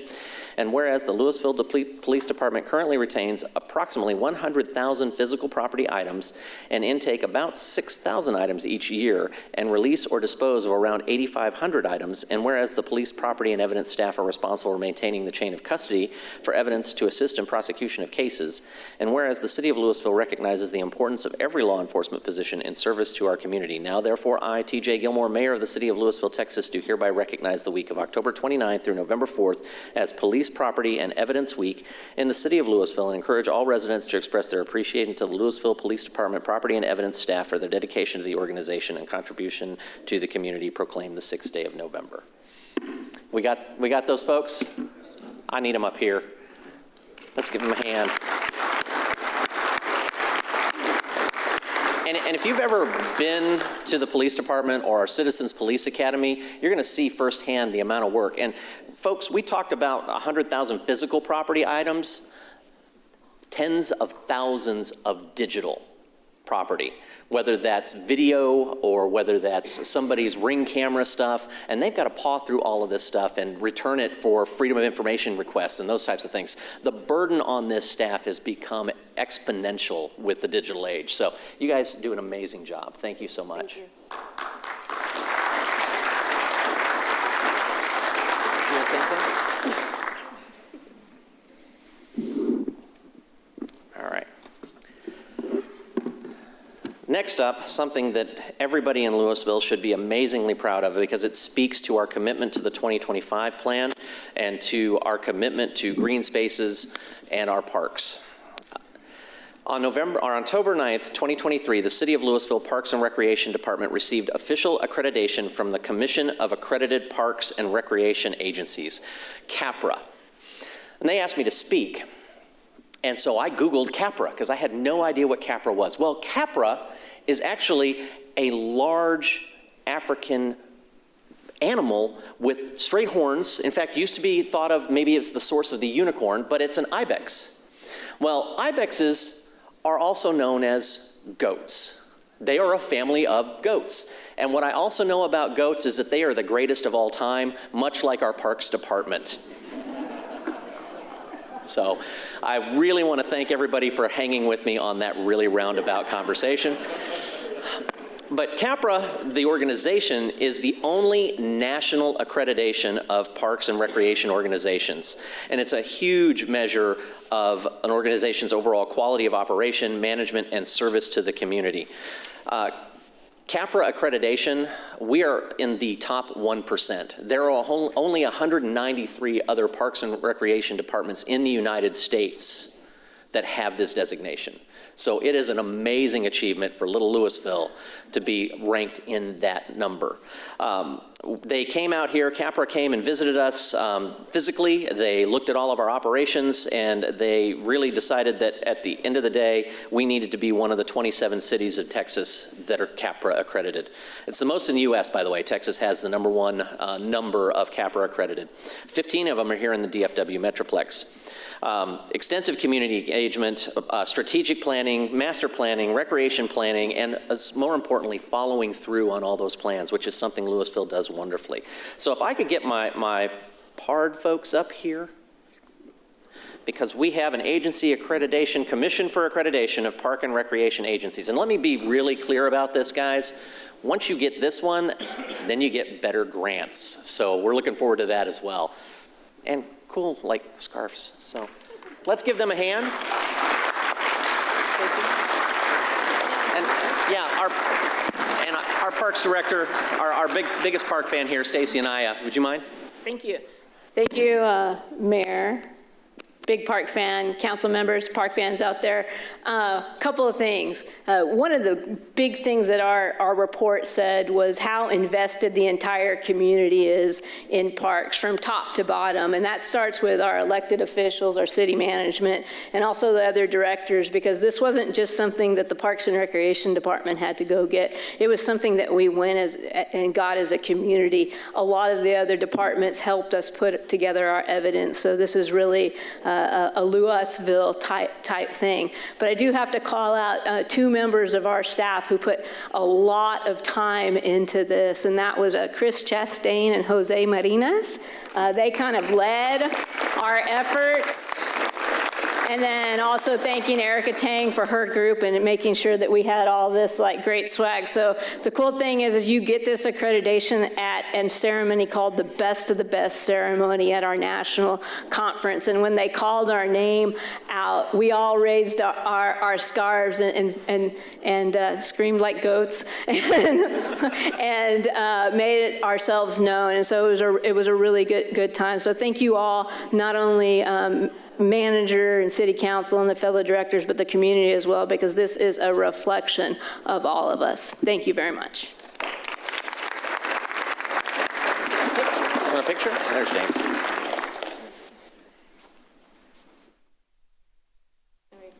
He's just panoramic.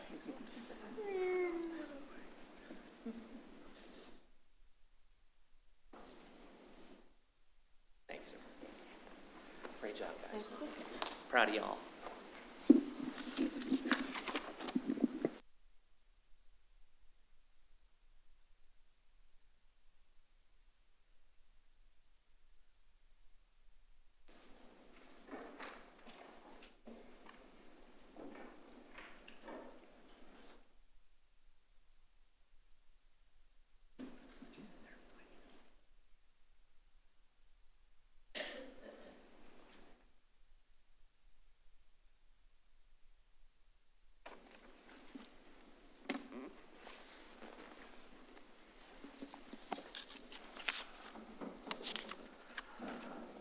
Item E, 1, public hearing. Consideration of an ordinance granting a zone change from agricultural open space district to heavy industrial district on approximately 1.129 acres out of the S.M. Hayden Abstract 537 located at 504 Barfneck Lane as requested by Ashton Miller McAdams on behalf of Joseph Anglione, ALS Development LLC, the property owner. Case number 2307-12-Z.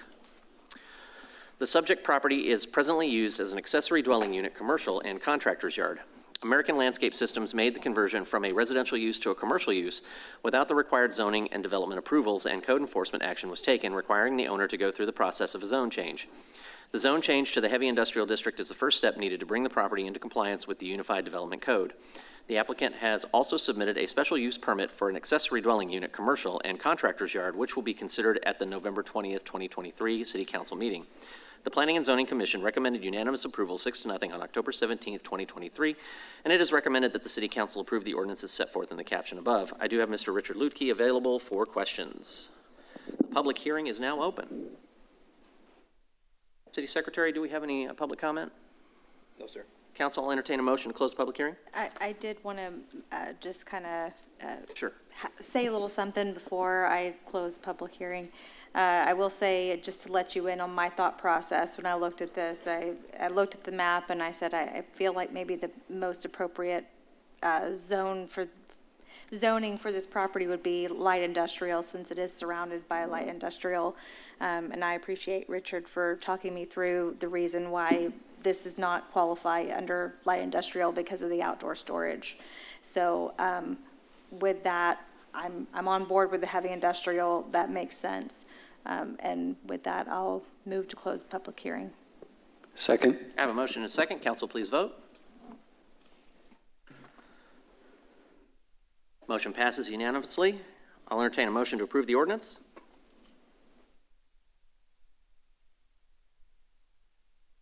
Move to approve the ordinance for the caption. Second. I have a motion and a second. City Attorney? This is an ordinance of the Lewisville City Council amending the zoning ordinance by rezoning approximately 1.129 acres of land out of the S.M. Hayden Survey, abstract number 537, located at 504 Barfnick Lane, from agricultural open space AO district zoning to heavy industrial HI district zoning, correcting the official zoning map, preserving all other portions of the zoning ordinance, determining that the zoning amendment herein made promotes the health, safety, and general welfare of the city, providing for repeal or severability, a penalty, and an effective date, and declaring an emergency. Council, if you please vote. Motion passes unanimously. Item 2, public hearing. Consideration on an ordinance granting a zone change from local commercial district office district, single-family residential R9 district, townhouse residential district, multifamily 1 district, light industrial district, specific use district, and manufactured home park district to planned development light industrial district on 226.3678 acres out of the Peter Harmon Survey, abstract 530, the H. Turner Survey, abstract number 1248, the J.T. Cosby Survey, abstract number 1567, and the Jesse Watkins Survey, abstract number 1327, located generally along the north and south sides of Spinks Road, west of South Valley Parkway, and east of Duncan Lane, as requested by Denton Walker of Transwestern Development Company, the applicant, on behalf of Accelerated Christian Education Incorporated, the property owner, item 22-09-9-PZ. The Southwest Lewisville Small Area Plan adopted by the City Council in 2018 outlined 2 possible uses for this large undeveloped area, either a cluster-style single-family residential development or an employment mix business park. Transwestern Development Company proposed to develop the Valley Parkway Business Park, a planned development with a light industrial-based district that conforms with many elements prescribed by the Small Area Plan, including preservation of existing tree canopy and open space, along with a trail network connecting surrounding neighborhoods and activity nodes. The Planning and Zoning Commission recommended unanimous approval 6-0 on October 17, 2023. It's recommended that the City Council approve the ordinance as set forth in the caption above. We do have Mr. Richard Lutke, our Planning Director, available. The public hearing is now open. I do have a request to appear before the Council from Nicole Ryburn.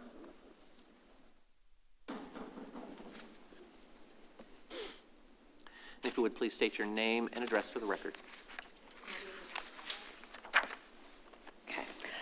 Nicole Ryburn, 2013 Wanderlust Drive in Lewisville, Texas. Thank you for City Council for offering to listen to more citizens about this. I guess I wanted to say that changing the largest open area left in Lewisville into light industrial provides low economic benefit for all the populations that are adjacent to this area. Increased traffic, congestion, truck noise, road damage, poor drainage, destruction of wildlife, lower resale value of the property that is adjacent to the city, or excuse me, to this property, actually hurts all of the people that are involved in this. If you had a pulse on the feelings of the city of Lewisville, the feelings vocalized by the city on any social media sites is that the city of Lewisville does not need more warehouses. That is the absolute last thing that the city needs more of. Telling neighbors directly, when I went to go tell neighbors that were directly impacted by this facility, most of them were not even aware that this was being built. There is neighborhoods that are adjacent to it that are in the city of Flower Mound, and then the rest of it actually is just too far away in the zoning to be notified by the city that this was actually happening to their neighborhood. The Lewisville 2025 plan is to make Lewisville a place that people want to choose to live, work, and visit.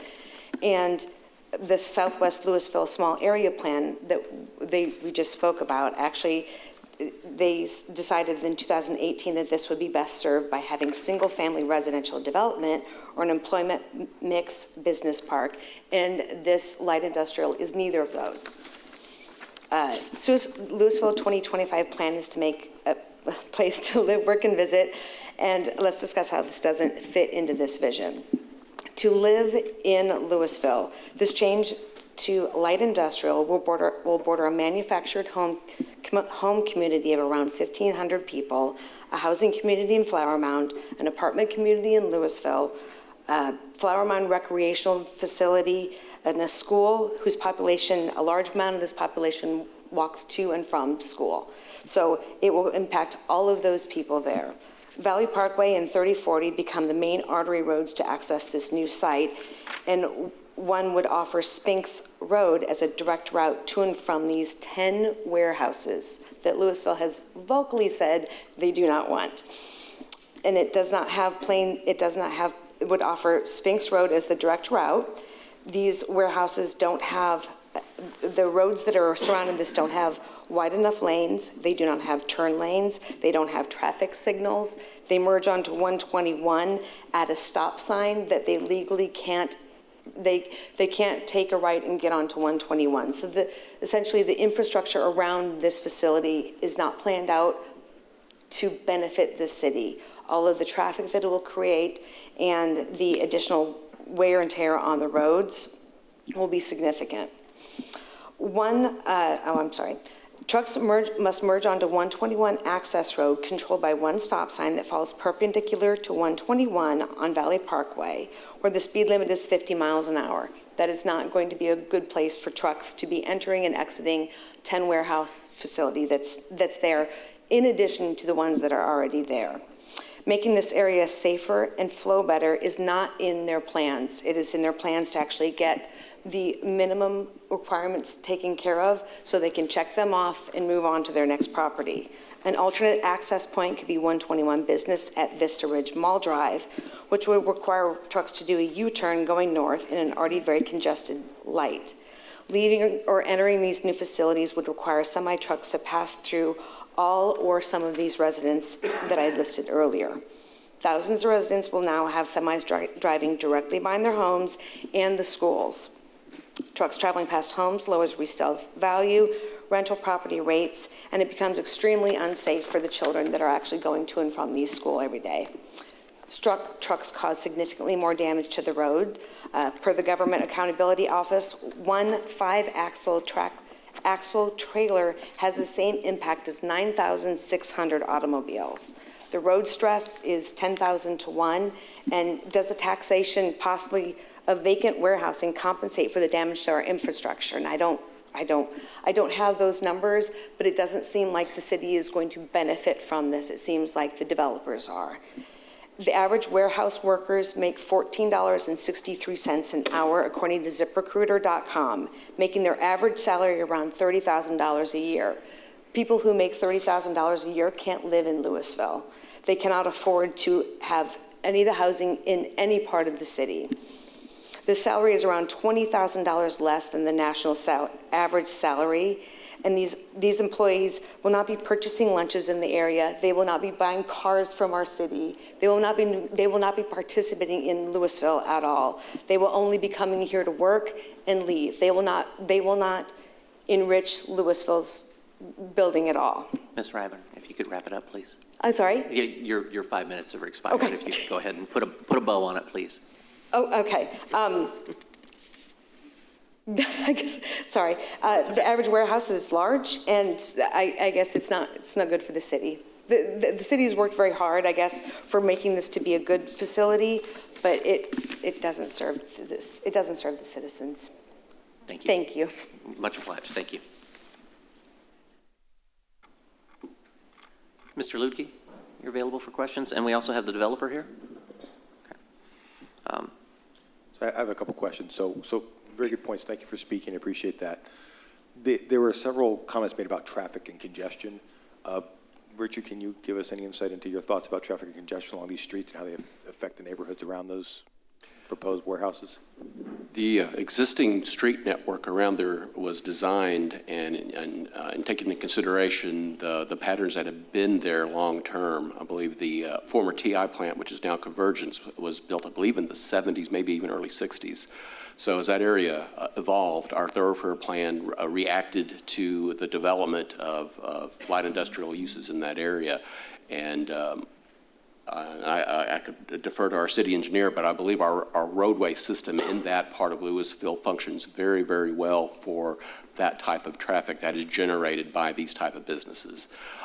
For example, the Majestic Airport Center, which has developed over the last 10 years, has 10 buildings. It's very similar in size without all the amenities that are being proposed by this developer. Was there anything to add? Mr. Selman? The only other note that I would add is when the city built Spinks Road and the extension of the Valley Parkway, the pavement was designed for heavy truck loading. So it's thicker, it's structurally designed Yeah, for so it's that. structurally sized for that. Okay. And then there was a comment made that it ties right into what we were talking about with housing earlier, about the average warehouse salary per year. Do we have any insights as to what other jobs might be available besides warehouse workers in that development? Actually, I think that'd probably be best addressed to the developer. Yeah, that's fine. Would you guys mind speaking to the jobs that would be coming to the facility?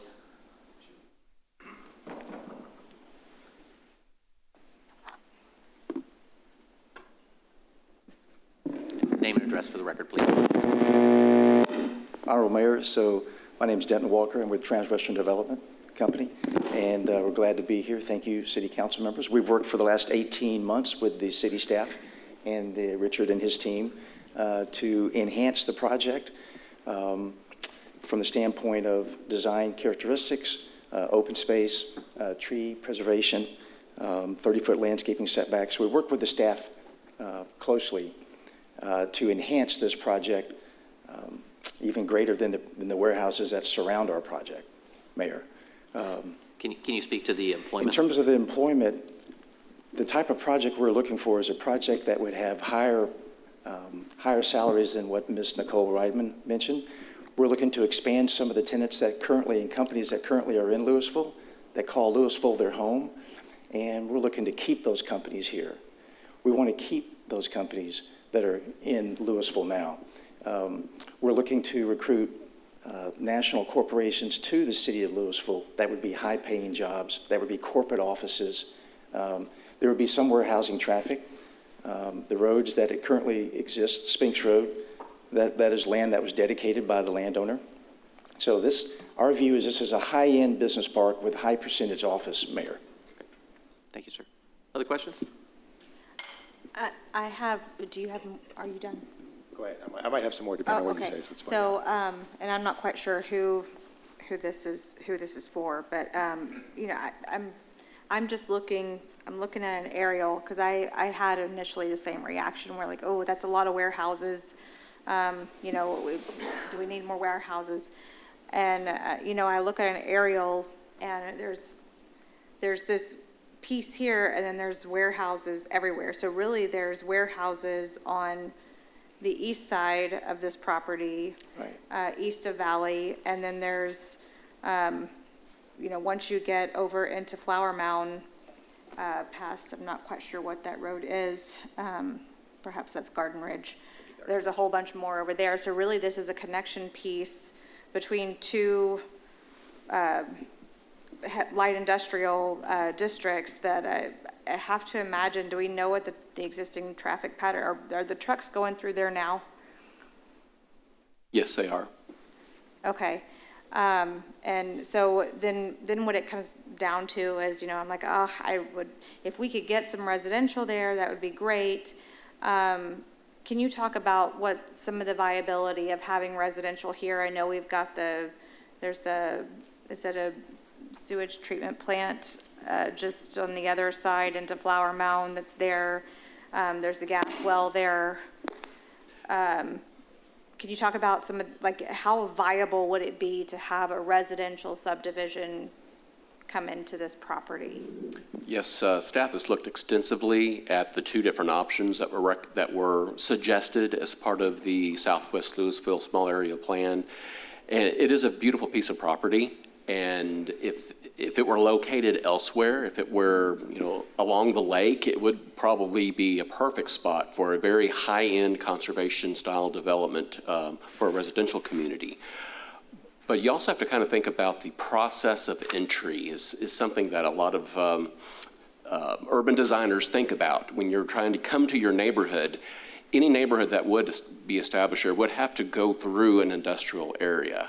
And that's not really what a lot of folks that are going to invest a lot of money into their home really want to do as part of traveling to and from their home. Looking at this, it's almost like it's the donut hole of the surrounding area that is an industrial park. And these buildings are designed as warehouses, but they're not 100% warehouses. Looking at Majestic, it also has 10 buildings, Majestic Airport Center, and it has quite a variety of different types of businesses. We've got Mary Kay, we've got Erickson. There's just a huge variety of different jobs, different types of employers, and it does bring a very solid employment base and tax base to the city. That's one reason that we believe Lewisville has been so successful is that very early on in its growth, it designated areas to have these type of business parks, like Waters Ridge was one of the first ones, and then the area around the former TI plant. So, like I said, looking at it, we really felt that a business park is probably the highest and best use given the surrounding environment and the feel of this area. Okay, and so this would be, and by the definition of what we're calling a business park, that's what this is? Yes. Okay. Can you speak to the green space and what is being saved there? Yes, this will be a first for Lewisville to have an industrial park that has 20% open space. We've got some open space in Waters Ridge that was developed several decades ago, but it doesn't really have the amenities that it should, the trails, the pedestrian amenities, and so forth. It's nice to look at, but at least this will serve many purposes and meet those priorities identified in the Southwest Lewisville Small Area Plan, particularly about connectivity, preserving some of those open spaces, providing trails, and preserving some of the tree cover. So 20% is a very large part of this property, and that'll be a first for Lewisville. None of our other business parks have really done that. So we really feel this will be kind of our best of the best as far as our business park areas. Can you expand upon what you mean by connectivity? Like what pieces is it connecting? Yes, a focus of the small area plan was the Creekside Mobile Home Park. That is a neighborhood that we want to preserve and enhance as much as possible. It is very isolated. Number one, due to its location on the very edge of town, there's really only one way in and out. And so the plan calls for multiple strategies in connecting that neighborhood to other destinations that those residents are trying to get to schools, to stores and shopping, particularly to the north along Round Grove Road. And this project provides a very vast network of trails that does connect Creekside up to the high school, up to the grocery store, up along Round Grove, and a future trail connection to the southwest, which is planned by the city of Grapevine. That's a very critical connection that will tie our entire trail system to the southwest to Grapevine and points beyond Grapevine. Thank you. Thank you. So I have a couple more questions here. So looking at this map, the mobile home park that we're speaking of, I'm not real familiar with this area. Is this the Briar Lane, Pebble Creek? Those streets have the mobile home zones that we're talking about? Where is a mobile home park? Here. It's on the very south end of Ace Lane, right off the valley. So kind of the southeastern corner of the subject site. Right. So which was here first? Were the warehouse was here first, or was that park here first, the mobile home park? No, the mobile home park's been here for decades. Predates the warehouses. Decades and decades and decades. Okay, all right. So when I think about warehouse, I think about the last legislative session, and we've had a lot of warehouses. We just had to go up there and defend sales tax. Austin tried to come and take sales tax from Lewisville. And, when I think about warehouses and sales tax and things like that, one, I agree with the commenter earlier. We have a lot of warehouses in the area.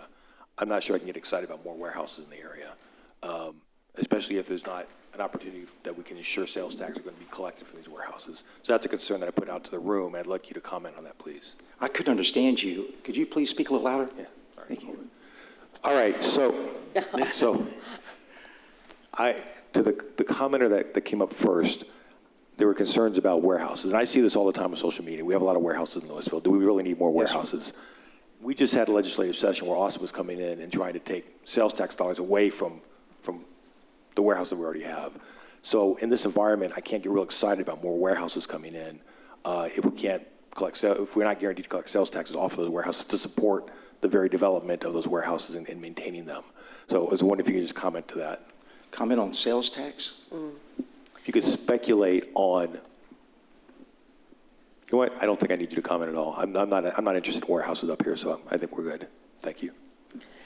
What would you like to see? I think that we need to differentiate some of these warehouses with the business parks that we're talking about. They have warehouses amongst them, but they're not mega warehouse distribution centers. Correct. It's really a combination. Yes, there is some warehousing. Some of the companies do provide mostly, warehousing of their goods. Usually have a small office, but some have the larger offices. Some do research and development.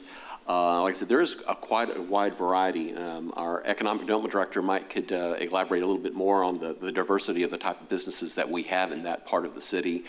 And I think we could say the exact same thing for the town of Flower Mound, just to the west. I was just counting about 40 different buildings that they've built along Spinks Road and along Freeport Parkway. They've invested heavily in that area, and a lot of that is because it is such a prime location because of its access to freeways and DFW Airport. And that's what really makes this area golden for businesses that want to locate in this general area. I would like to say, years ago when we did long-range plans for Lewisville and we set up different areas, I remember when I was on council before, we were working on, this is going to date me, the 2010 plan. And there were certain areas that we set up and planned for that would have the business centers, the business parks, the distribution areas. And I will say that has, and they were in those specific areas that we're talking about. And they've been planned that way since the 90s. That's been the vision for those particular areas. And I will say those areas are what has kept Lewisville tax rate on the residents down as low as it has been. Other questions or comments? Is there something in and I apologize that I didn't dig through the meat of the text and the PD. Is there something in here that would prevent this from turning into a mega distribution center? The base zoning district is light industrial. So, I mean, worst case scenario, that could happen, but that's not what we have seen. And we have seen, looking at other communities that have similar business parks that have amenities with open space and trails that their employees can actually use while they're at work, tend to draw a variety of different companies that really like to have those amenities for their employees.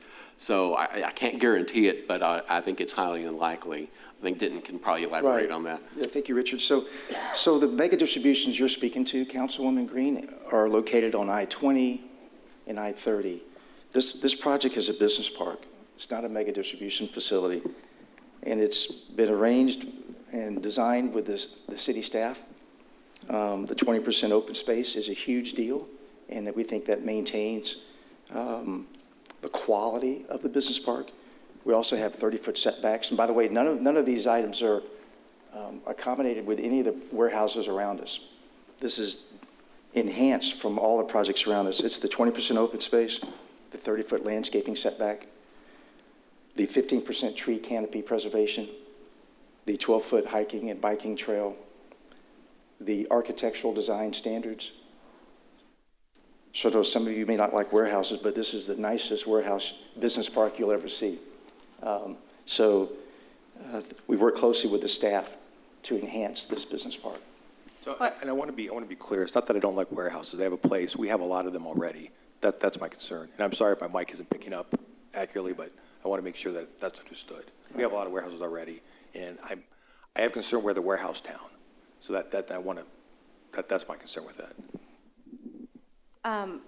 There was a question about, or a comment about infrastructure, and I don't know if we're at that point in this yet, but would there be infrastructure upgrades that were needed as part of this project if it was developed as currently zoned or in this PD? Can you? Yes, there's a significant list of infrastructure that will be upgraded as part of this project. I know some Duncan Road will be expanded. There'll be a 12-inch water line along Duncan Lane that'll be looped from Spinks Road up to the school district property. Traffic signal will be installed at Spinks Road and South Valley, making that intersection much safer, particularly with pedestrians that traverse that intersection. So there's quite a bit of improvements being done. I believe the other half of Duncan Lane will also be built as well. So really the network in that area, as far as the street perspective, the water perspective, we'll see some of those components of those networks completed in that area that we've been waiting on for a long time. And turn lanes added onto the street? Okay. Turn lanes will be included at all the major entrances. Let me ask one more question here, and then I'll be done, I think. So I'm having difficulty imagining a 442,000 square foot building. Is this like a football stadium size, half a football stadium? Can you give it to me in a context that maybe I can envision a little bit more? What's a 500,000 square foot warehouse look like? Patrick, do you recognize or have you seen the new Hilti facility that's down on 3040? I haven't. Garden Ridge. It's the warehouse that most folks, warehouse distribution center that got people stirred up on the south side down there. That's roughly 300,000 square feet. Okay. Sorry, I don't have a better context for you, but it's probably, if you look at the map in Lewisville, there's two on South Valley Parkway. Those are about 300,000 square feet. Okay, thank you. Other questions or comments? Concerns? I do want to put a couple of data points out there, I think it's relevant. Social media, while it is entertaining, I don't know if it's necessarily reality, so I do want to put some reality out there. We're talking about the warehouse district in Flower Mound having 40. We have about 18 currently on the ground. That's right. When you go just south to Capel, over 40% of their land mass is these warehouses, and they have a lower tax rate than we do. So I appreciate and understand people's, when it's right there, it's right there. But to call us the warehouse city is just wrong. It's absolutely empirically wrong. You can look at a map and take a look at what's going on in the neighborhoods next to us. And this Spinks Road, it's all built out because of DFW. So just boots on the ground, numbers, if we're going to talk empirically about what spaces look like. I would like to reiterate too that those sections, those areas of town have never been envisioned a single family development. It has always been because of the proximity to the airport.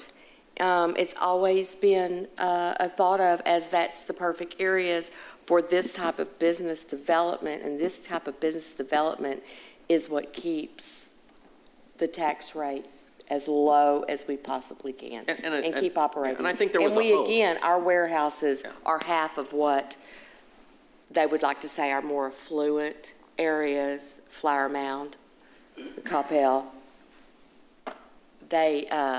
We are so minuscule in size compared to their, what they want to call their free trade area. And that's one reason why Coppell has their residential tax rate is so low. To Richard's point, there was an incentive to try and figure out how to get single family down there if we could make it work. But I think Councilmember Green mentioned some of the issues, a sewer treatment plant being right there, being bookended by warehouse districts on our two neighborhood cities where this is a main thoroughfare to get to. Yeah, so I think it's difficult, right? I appreciate the neighborhoods down there and what's going on. I just wanted to give some context to the conversation. Any other comments? Questions? City Secretary, do we have any other public comment? No, sir.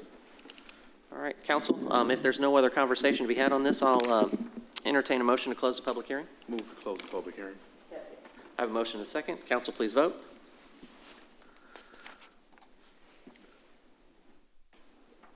Motion to close the public hearing passes 5-1.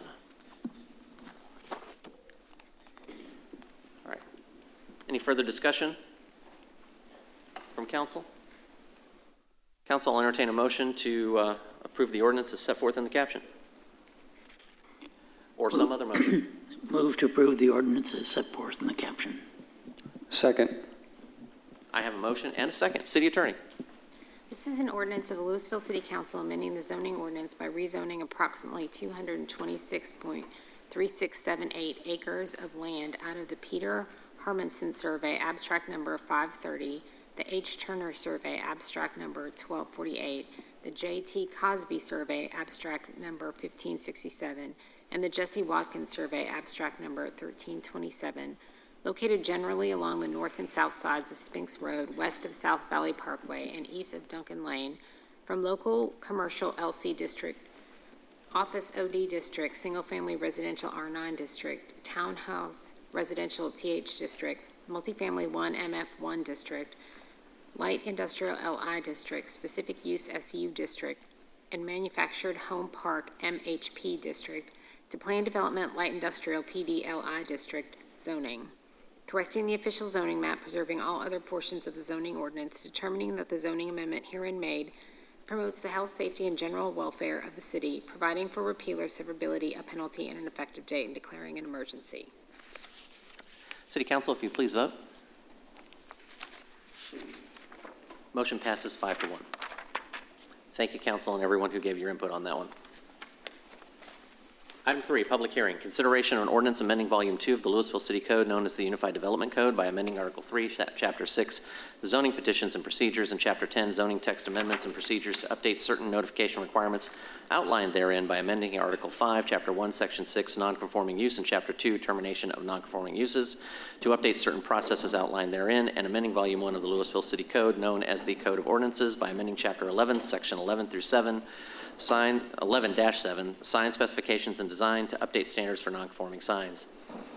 The proposed amendments are based on the 2023 Texas legislative session changes to the process for notification to property and business owners when a use becomes nonconforming and processes for terminating a nonconforming use or sign.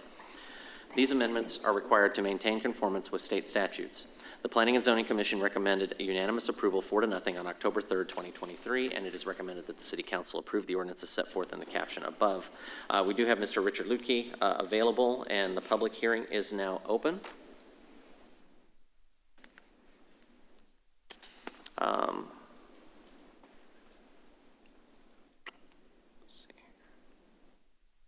There's no additional comments. I don't have any comment cards.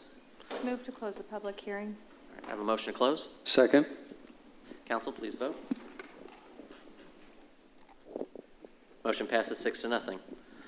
I'll entertain a motion to approve.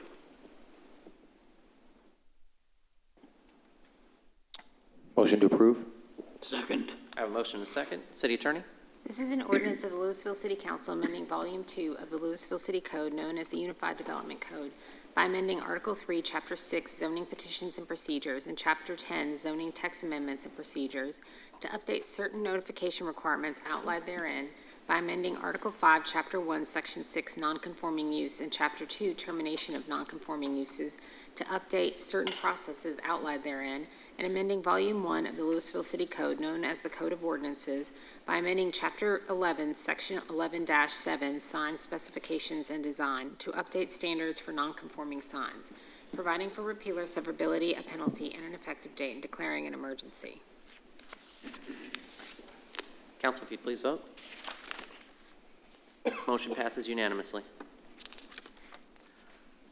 Item 4, public hearing, consideration of an ordinance amending Article 7, uses, parking requirements, supplemental use regulations, and certain distance regulations of Volume 2 of the Lewisville City Code, known as the Unified Development Code, by adding Section 7.3.23, establishing supplemental use regulations for medical office and clinic, hospital and licensed massage therapy uses, and amending Exhibit 7.2-3-3, mixed-use zoning districts, and Exhibit 7.2-3-4, non-residential zoning districts, to add references to the new section. During the 2023 Texas legislative session, the City of Lewisville worked with state representatives to amend state statutes to allow for increased regulation of massage establishments where there are penal code offenses related to prostitution and human trafficking. The proposed ordinance captures many of these changes and includes medical office, medical clinics, and hospitals to ensure that the city can have the needed oversights of locations with unlawful activities for a period of 2 years. It's recommended that the City Council approve the ordinance as set forth in the caption above. I do have Mr. Richard Lutke and Chief Kevin Deaver available for questions. The public hearing is now open. I do have a public comment card from our state representative, Ms. Kronda Temish. Kronda, if you wouldn't mind, name and address for the record, please. Absolutely. Good evening. My name is Kronda Timish, and I'm a Lewisville resident at 2516 Sir Tristram. And today I just want to thank City Manager Claire Powell for working tirelessly with myself and our office. This is really important to not only me as a representative, but for me as a resident of Lewisville and a mom and a grandmother. I am really grateful for how hard the City of Lewisville has worked to make a difference in this space. We know that human trafficking is an issue that we've worked tirelessly this session, and I feel like the City of Lewisville really dug in, got creative, and really worked in an area and a space that is going to allow the city to monitor and make a difference in this. And so I really just want to especially thank Claire for your work on this. And as a freshman legislator, it was an honor to pass this, not only for my home city, but just to make a difference. We've had other cities reach out to us in the state of Texas that have said that were impacted. I know Chairman Button wanted to pass something similar. When she saw ours, she's like, you go with it, because this is something that will impact positively the city of Dallas as well. So I just want to say thank you. I'm proud of our city council and our city manager and the work that you've done. Thank you. Thank you, Kronda.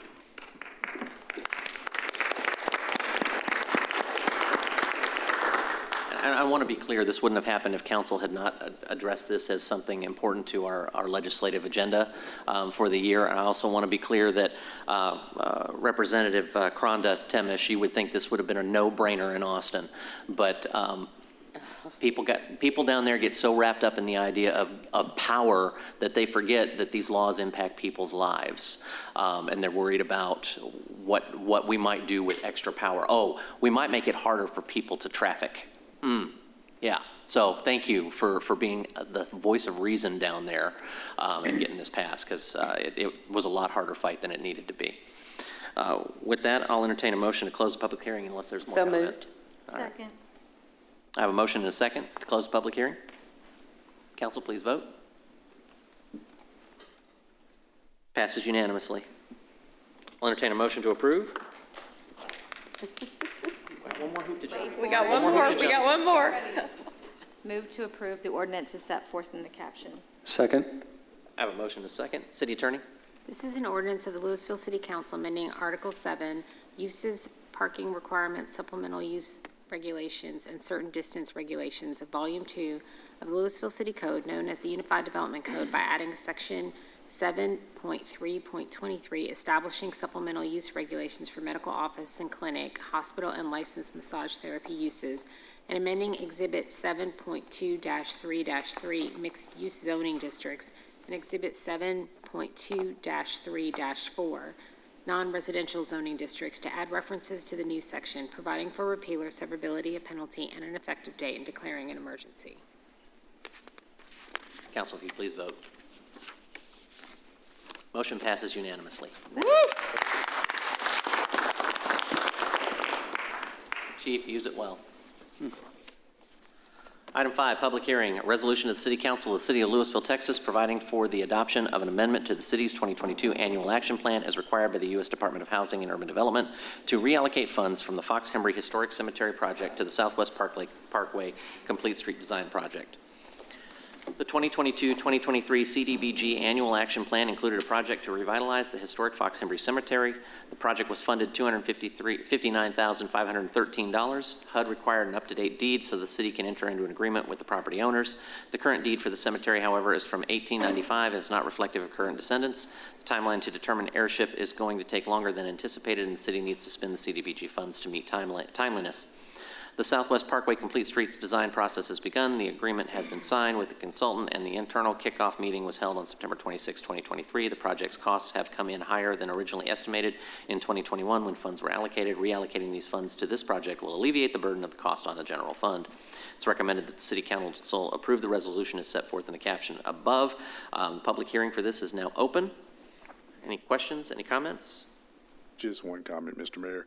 While it's unfortunate that we couldn't help out the Fox-Hembry, I think it's a great repurpose of the funding to make sure Southwest Parkway gets a complete street design.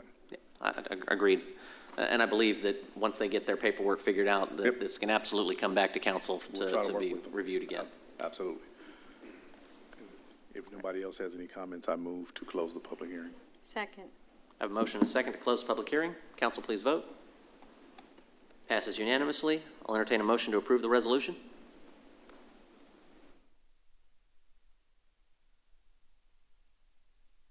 Move to approve the resolution as set forth in the caption. Second. I have a motion and a second. Council, please vote. Passes unanimously. Item F, Visitors Citizens Forum. Speakers must address their comments to the mayor rather than to individual council members or staff. Speakers should speak clearly and state their name and address prior to beginning their remarks. Speakers will be allowed 5 minutes for testimony. Speakers making personal, impertinent, profane, or slanderous remarks may be removed from the meeting. Unauthorized remarks from the audience, stamping of feet, whistles, yells, clapping, and similar demonstrations will not be permitted. In accordance with the Texas Open Meetings Act, the City Council is restricted from discussing or taking action on items not listed on the agenda. Action can only be taken at a future meeting. I do have a few comment cards today. First up, Mr. Jeff Woods.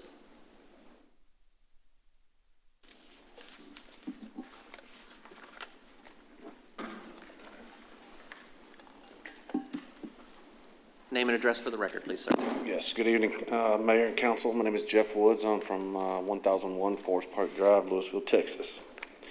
Let it be known tonight that the City of Lewisville and other Texas cities have legal authority to address the problems that short-term rentals create. Over the past few years, short-term rentals have invaded many residential neighborhoods across Texas, often in open defiance of longstanding zoning ordinances that forbade rentals of less than 30 days. By injecting into neighborhoods zoned as single-family residential, single-family residential, they have become a revolving door of transients with little or no incentive to be good neighbors to people they will never see again. STRs permitted in single-family neighborhoods have historically always been a source of controversy and a fundamental threat to the residential character of the community, regardless of which city they are located. Here in Texas and elsewhere, short-term rental owners and front groups have made sweeping and unfounded assertions that municipalities are legally powerless to protect their citizens from the problems STRs frequently generate. They assert that they have an almost entirely unbounded property right to use their property for short-term rentals regardless of what the zoning ordinances may say. However, the prevailing and well-established legal principles as articulated by the Texas Supreme Court confirm that courts must give great deference to zoning ordinances and only block them if they are unreasonable or arbitrary. In a fairly recent case, the Texas Court of Appeals in Waco summarized the well-settled law with respect to zoning ordinances as established by the controlling case of City of Farr versus Tippett, a case decided by the Texas Supreme Court in 1981, and a case entitled City of Gatesville, Texas versus Hughes, handed down in 2011, the Waco Court of Appeals ruled, zoning is an exercise of a municipality's legislative powers. If reasonable minds may differ as to whether or not particular zoning ordinance has a substantial relationship to the public health, safety, morals, or general welfare, no clear abuse or discretion is shown, and the ordinance must stand as a valid exercise of the city's police power. A zoning ordinance is presumed to be valid, and the burden is on the one seeking to prevent its enforcement, whether generally or as to a particular property, to prove that the ordinance is arbitrary or unreasonable and that it bears no substantial relationship to the health, safety, morals, or general welfare of the community. An extraordinary burden rests on the party attacking the ordinance. Given the massive record in the public domain documenting the serious problems STRs frequently create for neighborhoods such as party houses, parking congestion, the lack of affordable housing, and most importantly, a fundamental threat to the very residential character of the community, actions by cities that are reasonable, targeted at protecting neighborhoods, and reaffirm existing zoning ordinances should clearly satisfy the test of having a substantial relationship to the health, safety, morals, and general welfare of the local community. Further, it is of critical importance to note that the City of Arlington in April of 2019 adopted ordinances that reaffirmed and enforced a ban on all forms of short-term rentals, including owner-occupied, in certain residential areas of the city. And then in October 2019, the trial court in Fort Worth rejected requests by short-term rental owners and front groups to block the ordinance.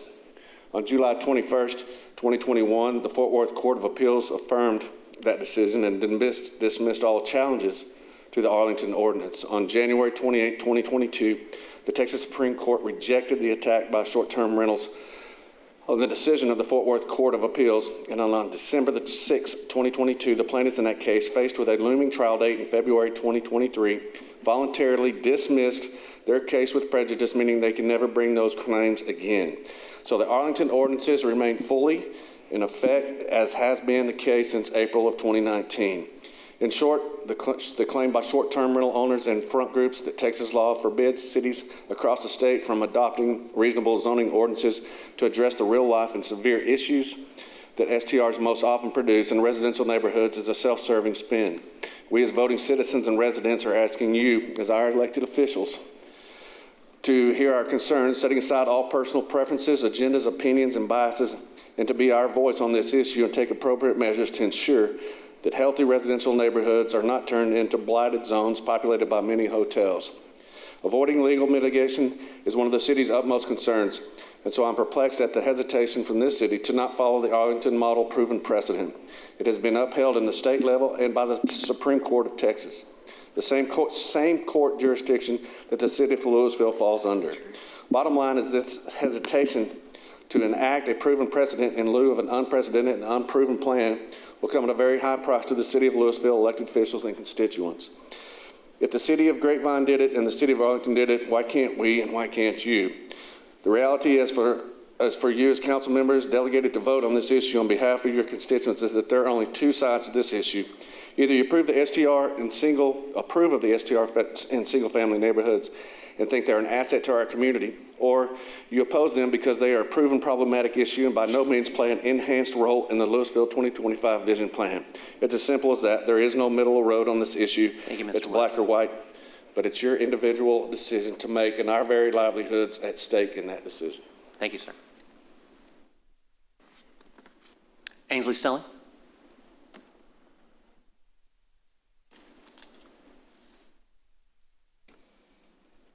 Did you step down? All right. Lauren Billings.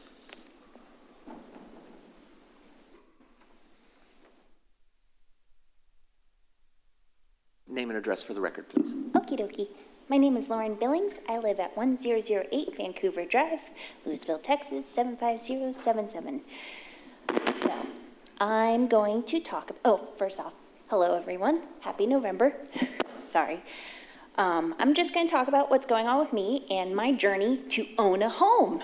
And I'm going to be a little excited about it because it's 8 o'clock and I get it. We've been talking a lot. So firstly, I want to talk about my living situation. I am renting a home and my initial plan was to get me and my boyfriend to live together. He has 2 kids, he has a full-time job, I have a full-time job, and my idea was, let's get us out of apartments into a home because we need that because we have 2 children. And I want to get out of there and own a home. I want to do it in Lewisville because it's affordable. I like it here. It's far enough away from my office that nobody can ask me for free stuff. It's great. But in 2020, if you guys remember COVID, my landlord decided, hey, I'm going to raise your rent by 25% because, you know, things are getting more expensive. At the time she sent that, I had not asked for any maintenance request because the last time I had asked her, she had said, the work that you're requesting is not enough for somebody to come out, even though the job was done improperly. I said, whatever, I'll just fix it. But I didn't ask for my rent to go up by 25%. How much did my salary go up? 0. Sorry, I'll stop slamming the table.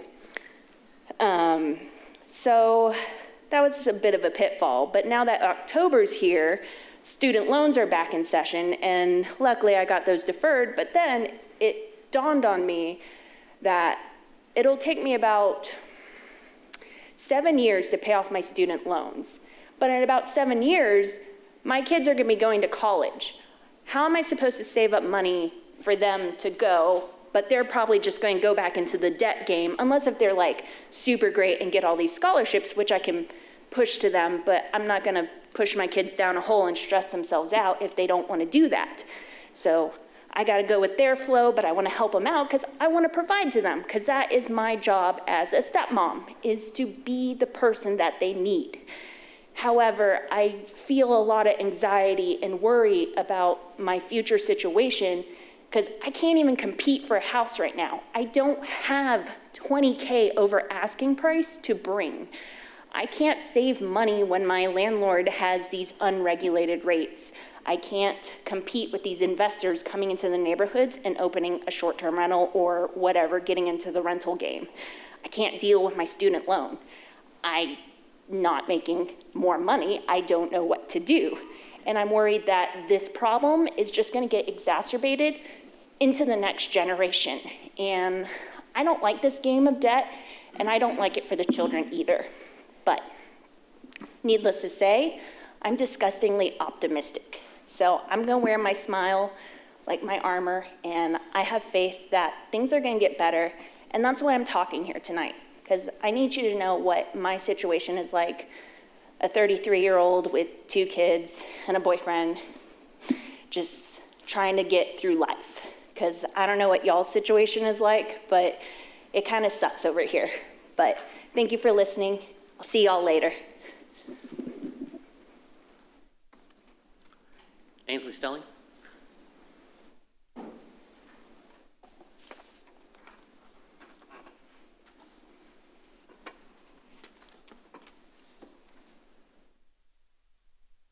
Yes, apologies. I had handouts because this time they're in color. Good evening, Mr. Mayor and Council. I've heard it mentioned in past conversations that short-term rental owners are invested because they pay property taxes, sink money into updating, furnishing, maintaining their property, and bring tourists to local businesses and community activities. But I feel that there's a different kind of investment than what long-term residents bring to the community. And I want to provide you an example. On the next page, my husband and I just vacationed in the Bahamas. We were at an Airbnb apartment in Georgetown, Exuma, a country that has 70% of their GDP is brought in through tourism. The Airbnb operator was a management company with multiple properties. It was a business venture for profit, as are many of the short-term rentals in the Bahamas, as it's a tourist destination. So that is to be expected. We ate at local restaurants, rented a car, bought groceries, went on excursions. So we invested in the local economy, but that's it. Ultimately, we returned home. We came to Lewisville, a place where we have relationships with our neighbors, attend church, engage in community service. Our kids went to LISD schools. They're grown now. This is the kind of investment that has no price or data point because it's from the heart, and it's the kind of investment that long-term residents bring to the neighborhood and to the city. I'll be the first to say I'm guilty of not knowing my neighbors, and I've been in my house for 10 years. We all minded our own business and lived quiet, peaceful lives. But with the influx of 3 short-term rentals, I now know all my neighbors, and we are all united in our disgust in how our neighborhood is trending. The Lake Park Master Plan that was presented is a welcome investment to our beloved area of North Mill Street. It will bring long overdue updates to streets, Lake Park, Sneaky Pete's, and the marina. We understand that the lake is a tourist attraction for locals and non-locals. Its expanded amenities will bring an influx of tax dollars to the city. However, it makes myself and probably a few of my neighbors nervous that our properties will become targets for investors to be turned into short-term rentals. I can promise that we don't want our neighborhood turned into a hotel district. We're having enough problems with the 3 short-term rentals and can only imagine the mushroom cloud looming at the completion of the Lake Park project. We have an influx of strangers coming and going at all hours of night. I have camera footage of 15 vehicles entering and 12 vehicles exiting Lake Park or Forest Park between the hours of midnight and 5 a.m. on a Sunday night, on a Monday morning. My mama told me there ain't nothing good happening after midnight. Our neighborhood requests for police and code enforcement over the past 5 years is also not moving in a positive trend. For code calls, if you remove 2301, which is an abandoned property, the clear winner of code complaints goes to a short-term rental. Similarly, our police calls, outside of sickness and injury calls, the trend line for the past 4 years is a positive slope, which is not good news for the residents or for the police. I didn't include this year in that trend line because we're not done yet. One of the key components of the Lewisville 2025 vision is to attract and retain long-term residents through investments in affordable housing, community assistance programs, public transportation, expanded employment. And in our experiences in the past few years, short-term rentals go against this effort of maintaining a quality of life for current residents, much less attracting new residents. I am begging for a moratorium of new short-term rentals in Lewisville to prevent the overtake of our neighborhoods such as Park Place, until such time as the city decides to prevent them from operating in single-family neighborhoods. Only you can protect your residents and the priceless investment that we bring to this community. Thank you. Thank you, Angela. And forgive me on this one, Srinivas Hanmanlu?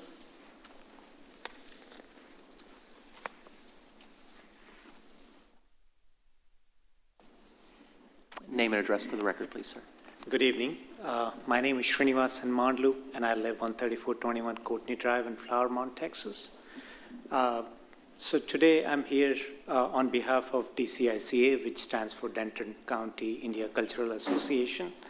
Honorable Mayor, Councilman, I'm here to invite you all to join us and celebrate the function of Diwali. It happens to be the biggest festival back in India, and it's celebrated over 5 days, but we are doing it for a day. And it's at the Gerald Park in Flower Mound. It's on November 18th. We had originally planned on October 28th, but because of rain and all of that, we had to move that and reschedule. I, in fact, was here earlier last time around as well, trying to invite you all, but since we are all part of the Denton County, I wanted to make sure that we all can come and celebrate it together. Also, Diwali, I don't know how much you all are familiar. It's a festival. It's effectively in Sanskrit means a row of lights. It's a victory, celebration of victory of good over evil, light over darkness. And we as a DCICA, it's a nonprofit organization. Among many of the cultural things we do, we also do an annual medical camp and all of that. So we wanted to, at the end, we wanted to invite you all, and thank you for your time. I appreciate it. Thank you so much. We received your invite via email earlier today or yesterday, and I'm sure several of us are going to have the opportunity to get over there. So we're Thank you. excited We appreciate it, and it'll be nice to have you all, mayors and city council, along with the rest of the cities as part of that. So well, thank you for reaching out and including us. Thank you. I appreciate it. Thank you. Nancy Sansom.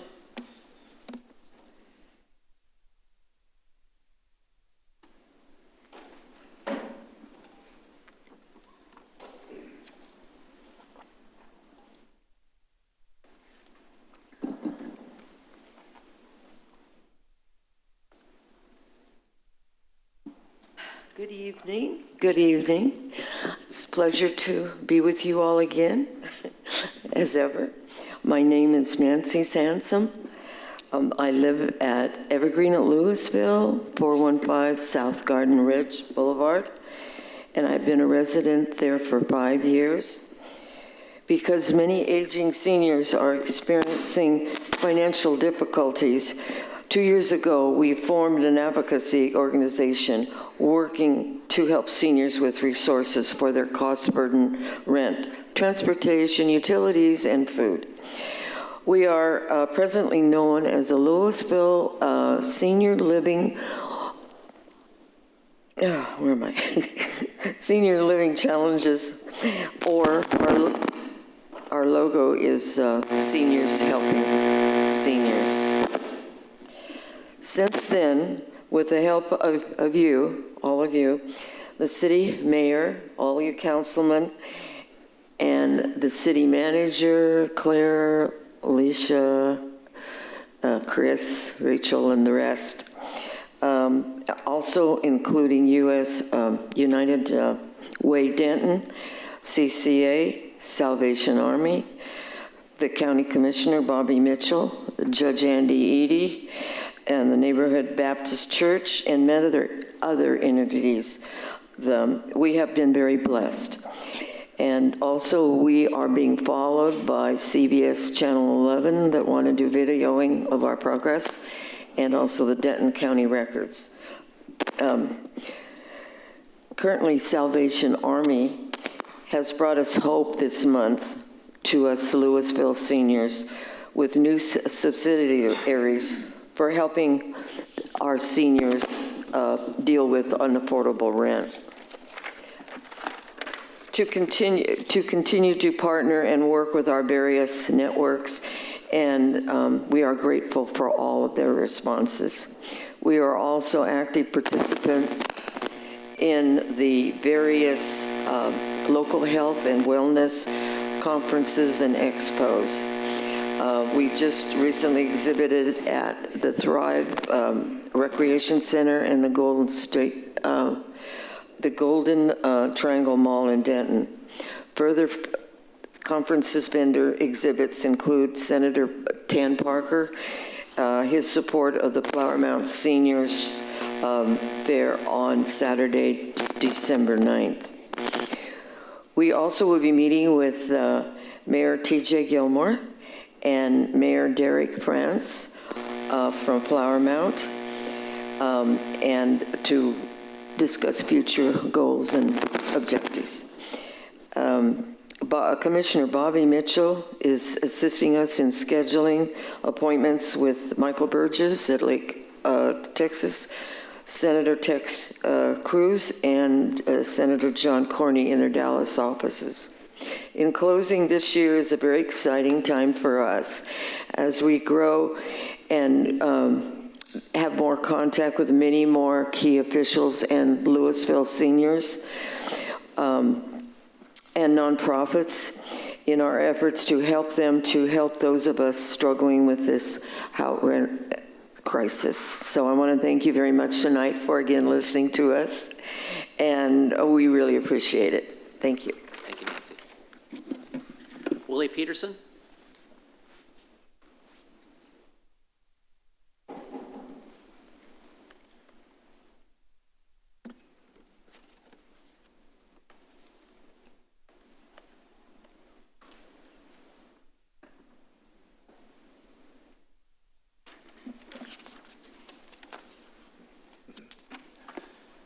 name and address for the record, sir. Mr. Mayor, my name is Willie Peterson. Since November 2020, I have resided at 415 South Garden Ridge Boulevard, Lewisville. I live at the Evergreen, Lewisville for seniors. Tonight, I wish to highlight an amazing, what I call civic achievement. I'm making reference to the rising sense of civic confidence among fellow residents at Evergreen Seniors Retirement Facility where I live. People around Evergreen are expressing their optimism, their confidence in our Lewisville City and County elected officials to make government work for them. This is a very positive thing by comparison to approximately 24 months ago. During that time, a very palpable malaise hang low above and around Evergreen seniors. Hopelessness was felt by some, fear and anger by others. The problem was rising rents were putting seniors at risk of actually being homeless. The gap between income and new lease increases were and remain a major crisis. But in that time that has passed since then, Civics 101 received a good shot in the arm. Under the remarkable leadership of Dr. Nancy, requests for relief were made to Mayor Gilmore and the council, to our gracious city manager, Clara Powell. And with the patience of Job from the Bible, your staffs coached and encouraged us until the formation of a temporary delivery system was put in place. More than 80 Evergreen seniors have received financial assistance preventing their eviction. For me, the credit goes to the ordinary good people, such as those sitting silently in the back of this chamber. They are learning how to pull together to live into seniors helping seniors. But we're fast approaching the end of the year and the beginning of winter. Please, please don't forget Evergreen seniors. Even if you see us less often, please keep seniors on your priority agenda. Thank you. Thank you, sir. City Secretary, are there any other e-comments? Yes, sir. There were 3 e-comments submitted today. Gotcha. Council received 3 e-comments. Actually, Mr. Rector actually spoke in the work session, but we did receive an email regarding Lake Development Plan. We received an e-comment from Amy Petrie, not opposing STRs in concept, but does support regulation. We received that email, and then we also received an email from Sanjay Gupta, also inviting us to the Diwali event. So those are the remainder of the comments that I have. With that, we are going to take a 7-minute recess, and we will return here at 8:40.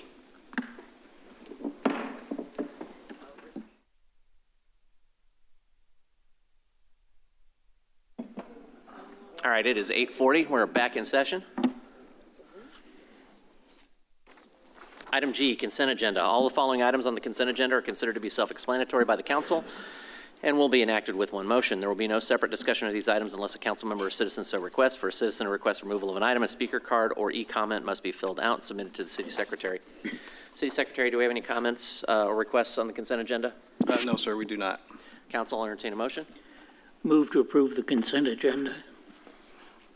Second. I have a motion and a second. Council, please vote. Consent agenda is approved unanimously. Item H, regular hearing, consideration of 2 alternative standards associated with outdoor storage and screening for Walmart on approximately 18.163 acres, located at 801 West Main Street, legally described as Valley Ridge Business Park West Edition, Lot 3-R1-A, Block C, Zone General Business District, as requested by Kendall Prosak of Wing on behalf of Walmart Real Estate Business Trust, the property owner, 23-10-06-ALT-STD. Wing is a drone delivery service partnering with Walmart for a 1-year pilot project providing drone deliveries from the 801 West Main Street location. Due to its temporary nature, the following 2 alternative standards are required. A, to allow outside storage in front of the principal building for a period not to exceed 12 months, and B, to allow a black galvanized metal panel fence in lieu of the required masonry wall or tubular steel fence for a period not to exceed 12 months. The Overlay Board recommended unanimous approval 6-0 on October 17, 2023, and has recommended that the City Council approve the 2 alternative standards as set forth in the caption above. Richard Lutke, our Planning Director, is available for questions. Council, if there aren't any questions, I'll entertain a motion. Just a quick comment. Yes, sir. I really want to make sure we get this, that 1 year that is done. Hopefully they find a fencing area if it takes off. Hopefully it will somewhere other than where they're going to put this temporary fencing. So I just wanted to make a statement like we want this 1 year and then figure out something permanent that's not going to take up space, because I know that Walmart is pretty busy and there are plenty of people, and taking that parking space is going to be kind of a traffic issue. That's all I have. Thank you, sir. Other comments? I'll entertain a motion. Motion to approve the 2 alternative standards as set forth in the caption. I have a motion. Second. I have a second. Council, please vote. Mr. Mayor, I believe we have a comment card on this item. Oh, pardon me. I apologize. Yep, sorry. I do have Kendall Prosnak here, here to speak in support, available for questions. Kendall? Okay. Well, I think you kind of get the gist of the land here, but we're glad you're here. Hi, yes, thank you. I'm just here for questions if anybody had any. Name and address. Kendall Prosak, and 25 North in Frisco, and here representing Wing, available for questions if you have any. Super. Council, any questions?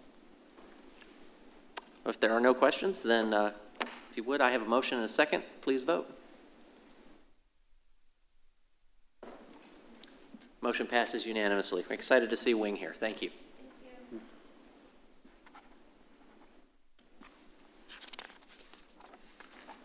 Item 14, consideration of 4 alternative standards associated with exterior materials, canopies, walkways, and building articulation for AutoNation Honda on approximately 18.8969 acres, located at 601 Waters Ridge Drive, legally described as Lake Point Addition Phase 2, Lot 4C, Block B, zoned at general business as requested by Michael Wanja of Gorey Architects on behalf of the owner, Michael Metzles.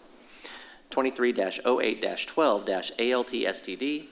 The owner of 601 Waters Ridge Drive, a Honda dealership, plans to make facade changes to the current building to meet the Honda franchise requirements, which require the following alternative standards. A, to reduce the brick or stone requirement for 15% brick or stone to 7% concrete tile on the southwest and southeast elevations. B, to reduce the required 50% canopy coverage to 36% on the southeast elevation. C, to waive the 12-foot secondary walkway requirement and keep the existing customer parking stalls along the southeast elevation. And D, to reduce the area containing horizontal and vertical articulation 20 feet to 40 feet on the southeast elevation to 55% of the elevation. The Overlay Board recommended unanimous approval 6-0 on October 17, 2023, and it is recommended that the City Council approve the 4 alternative standards as set forth in the caption above. Mr. Lutke is available, and I do have Stephanie Romero here from AutoNation to speak in support or answer questions. Council, are any questions, comments? If there are none, I'll entertain a motion. Move to approve the 4 alternative standards as set forth in the caption. Second. I have a motion and a second. Council, please vote. Motion passes unanimously. Ms. Romero, please go make a really pretty building. Item 15, consideration of a variance request to the Lewisville Unified Development Code, Chapter 7.4, Section 7.4.1, sale of alcoholic beverages for Staragium LLC, doing business as Hills Cafe, Castle Hills and Flowers, located at 2520 King Arthur Boulevard, number 109, Lewisville, Texas, as requested by Harry Kwan, the owner's representative. An application for the legal sale of wine and malt beverage retailer's permit in restaurant by food and beverage certificate holders has been submitted for Hills Cafe, Castle Hills and Hills Flowers, located at 2520 King Arthur Boulevard, number 109. After staff review, it was determined that the site does not meet the city regulations that require the site to be 300 feet from a school, measured front door to front door. Harry Kwan, the owner's representative, requests a variance to this regulation for the establishment from the City Council. It's recommended that the City Council consider the variance requested as set forth in the caption above. Mr. Harris is available for questions. We did receive a letter of support from, and I don't seem to have that with me. I think I lost that, Thomas, but we do have a letter of support from the school. Yes. Thank you, sir. We have a letter of support from Kitty Academy. Further notice of they do not oppose the application, TABC application or business. Should you need further info, let us know. So the owner over there doesn't have an issue with it. I think the layout is, it's actually up on the hill across the street, basically. And Hills is only open breakfast and lunch, right? That's right. So it's open for breakfast and lunch. And this is actually very much consistent with other things that have been in the neighborhood. We had a microbrewery there for a while, right across in that same area. The Grind Burger Bar, it may be just outside of 300 feet, but is right across the parking lot from Hills. So this is very consistent with what's been going on over there for years and years and years. Council, I'll entertain a motion. Motion to approve. As set forth? As set forth in the caption. Thank you, sir. Second. I have a motion and a second. Council, please vote. Passes unanimously. Item 16, consideration of an ordinance amending the Lewisville City Code, Chapter 15, Article 2, Section 15-35, maximum speed limits on specific streets, establishing a speed limit of 35 miles per hour on North Summit Avenue from 200 feet south of the Canadian Pacific Kansas City Railroad crossing to FM 407, providing for a repeal or severability, a penalty, and an effective date, and declaring an emergency. Summit Avenue between FM 407 and Grandy's Lane was restriped to convert the outer lanes to on-street parking in August 2023. With the change in the geometry and reduction of the number of traveling lanes, staff conducted a speed study to determine the safe traveling speed. To determine the speed limit in Summit Avenue, the staff used the Federal Highway Administration speed limit tool to determine the recommended speed limit in North Summit Avenue. After analyzing all data, the recommended speed limit in the two-lane divided section of North Summit Avenue between Grandy's Lane and FM 407 Justin Road is 35 miles per hour. It's recommended that the City Council approve the ordinance as set forth in the caption above. We do have Mr. David Selman, our city engineer, available for questions. Go ahead. I have a question. So TJ mentioned this before. So my understanding of a speed study, and help me if I'm wrong here, is that but it's really just kind of measuring how quickly people, you know, the 85th percentile of cars are traveling through. Is that how this speed was determined? That's part of it. Historically, we've used the 85th percentile to establish speed limits. This is the first time we've used this FHWA speed limit tool. It does take other factors into account, such as the number of pedestrians, the number of lanes, whether or not there's parking, and there's some other factors involved as well. But this is a little bit more of a refined tool that takes some other factors into account other than the 85th percentile speed. So then my question would be, if it's looking at pedestrian activity and kind of what's going on, is that what's going on right now, or what does that account for what's planned for that area in the future? Because I believe that, you know, that these parking spaces are kind of tied to a park that we're going to have, so that, you know, there's going to be more pedestrian activity out there. And, you know, I mean, I can't remember who publishes it, but there's, you know, the percentages of, you know, a pedestrian gets hit by a car at 20 miles per hour. You know, there's a 95% survival rate, and as you go up in speed, that it's a really big jump in your chances of survival being hit by a car. And so between 30 miles an hour and 40 miles an hour, it goes from 45% chance, or I guess 55% chance of surviving to 15%. And so you know, is there I'd be more comfortable with 30 miles an hour, I guess is what I'm saying. Have we accounted for, did the study account for what the future holds for this corridor, with people being parked on the street, with the park being there, more of the development that's going to be there? I think there's going to be, the intent is for there to be more pedestrian traffic, which really doesn't exist there right now. It takes into account current conditions. And again, as that area develops and once there are more pedestrians there and the park is built, that's probably time to do a new speed study. Speed studies are almost always based on existing conditions at that time. And the main reason we did it now was simply because of the restriping that recently occurred, and we knew that would probably lower the speed, or the recommended speed limit, which it did by 5 miles an hour.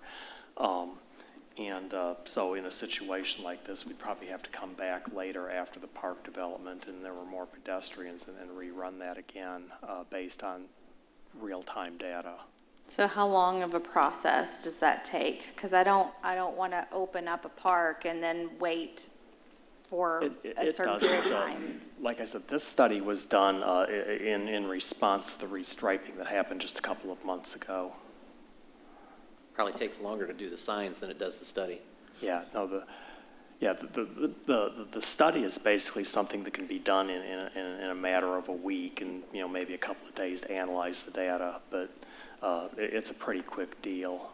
So we can be pretty responsive. Okay, so then once the park develops, we can immediately jump on the study and do what we need to do. Whether it's the park or anything else, if there's a change in the traffic or the number of pedestrians, or all of a sudden we start getting a lot of parking out there, that would be time to do a new speed study. I also want to clarify, so the park was developed alongside by the Huffines when they developed. So the park is technically there. The phase 2 of the park, which is the water amenity that's around that pond, that's not completed. We have to go to Army Corps of Engineers to get approval on that because it's a mitigation bank area. So there is some time before that component of that project gets completed. But the remainder of the trails, I believe, have been accepted. Is that correct, Stacy? Okay, so they have been accepted by the city at this So point. I think the big difference is just that there's not as many people. There's still a lot of open field out there, which I would have to think impacts the amount of pedestrian activity that's there. I agree. I think there's going to be a significant increase when our property on 407 gets redeveloped into a mixed-use project with the Hamptons, and then the park, especially with the amenities that might be going around the pond, if we can get approval from the Corps, as well as the trail. There's a bridge that goes over between the townhomes and the multifamily. That's a future part of phase 2 as well. And I know David's working with HAF to come up with that proposal to go forward. Okay. The other thing to note is, and I think it was stated in this backup, is that there would be a speed study done when Summit punches through as well. So if that time it's ripe for a speed study, an update on that, we can look at that as well at that time. Okay, as long as this is not the final answer, then I'm good. I think especially in areas of transition like this one is, with development that's coming online, we have to be up to speed all the time. No pun intended. Okay, thank you. If there are no further comments, I'll entertain a motion. Move to approve the ordinance as per the caption. Second. I have a motion and a second. City Attorney?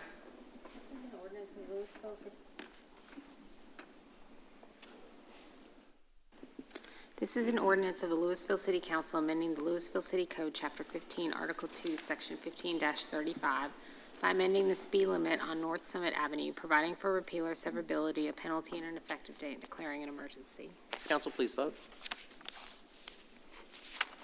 Motion passes unanimously. Item 17, consideration of ordinances amending the Lewisville City Code, Chapter 4, adopting the 2021 International Construction Codes with local amendments and standards, including the Building Code, Residential Building Code, Plumbing Code, Fuel Gas Code, Mechanical Code, Energy Conservation Code, Existing Building Code, Swimming Pool and Spa Code, Chapter 9, Property Maintenance Code, and Chapter 5, Fire Code, and amending the Lewisville City Code, Chapter 4, adopting the 2020 National Electric Code with local amendments and standards. Staff is submitting the 2021 edition of the International Codes and 2020 National Electrical Code with the NCT COG amendments to the City Council for adoption. The new codes are necessary to ensure that the city keeps pace with state laws, changing technology, and practices of the construction industry. Staff is requesting City Council approval of the ordinances adopting the referenced codes and standards. It's recommended that the City Council adopt the 2021 edition of the International Construction Codes and 2020 National Electric Code with local amendments and standards as set forth in the caption above. We do have Mr. Chris McGinn, our Director of Neighborhood Inspection Services, available, as well as Mr. Mark McNeil, our Fire Chief. If there are no questions, I'll entertain a motion. Move to adopt the 2021 International Construction Codes and 2020 National Electric Codes with local amendments and standards as set forth in the caption. Second. I have a motion and a second. City Attorney?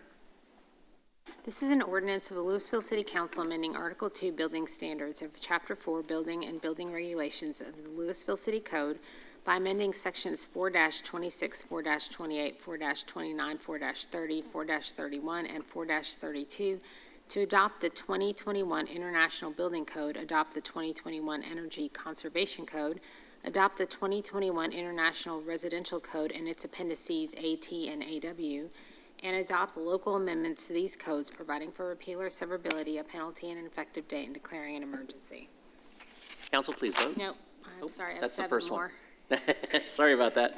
This Didn't is- realize it. This is an ordinance of the Lewisville City Council amending Article 2, Division 2, Chief of Fire Department, Article 3, Fire Prevention, and Article 5, Emergency Medical Services, Section 5-176 and 5-178 of Chapter 5 of the Lewisville City Code, adopting the 2021 International Fire Code and all of its appendices except appendices A, J, and M, with local amendments, providing for repeal or severability, a penalty, and an effective date, and declaring an emergency. An ordinance of the Lewisville City Council adopting the 2020 National Electrical Code and its Annex H with local amendments, amending Sections 4-46, 4-47, and 4-48 of Article 3 Electrical Standards of Chapter 4 Building and Building Regulations of the Lewisville City Code, providing for repeal or severability, a penalty, and an effective date, and declaring an emergency. An ordinance of the Lewisville City Code amending Article 2 Building Standards of Chapter 4 Building and Building Regulations of the Lewisville City Code by amending Sections 4-34 and 4-35 to adopt the 2021 International Existing Building Code with local amendments, providing for repeal or severability, a penalty, and an effective date, and declaring an emergency. An ordinance of the Lewisville City Council amending Article 5 Mechanical Standards of Chapter 4 Building and Building Regulations of the Lewisville City Code by amending Sections 4-131 and 4-132 to adopt the 2021 International Mechanical Code with local amendments, providing for repeal or severability, a penalty, and an effective date, and declaring an emergency. An ordinance of the Lewisville City Council amending Article 4 Plumbing Standards of Chapter 4 Building and Building Regulations of the Lewisville City Code by amending Sections 4-111 through 4-114 to adopt the 2021 International Plumbing Code and its appendices C, D, and E with local amendments, and adopt the 2021 International Fuel Gas Code and its appendices A, B, C, and D with local amendments, providing for a repeal or severability, a penalty, and an effective date, and declaring an emergency. 2 more. An ordinance of the Lewisville City Council amending Article 4 Property Maintenance Code of Chapter 9 Nuisances of the Lewisville City Code by amending Sections 9-86 and 9-87 to adopt the 2021 International Property Maintenance Code with local amendments, providing for repeal or severability, a penalty, and an effective date, and declaring an emergency. An ordinance of the Lewisville City Council amending Article 11 Swimming Pools of Chapter 4 Building and Building Regulations of the Lewisville City Code by amending Section 4-483 to adopt the 2021 International Swimming Pool and Spa Code with local amendments, providing for repeal or severability, a penalty, and an effective date, and declaring an emergency.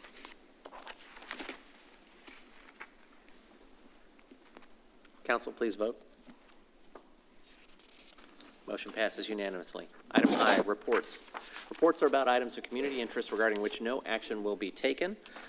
First up, I do have Capital Improvements Advisory Committee semi-annual report for the period April 1 to September 30th of this year. If council has any questions on that. Councilmember Cade, would you mind if I started with you?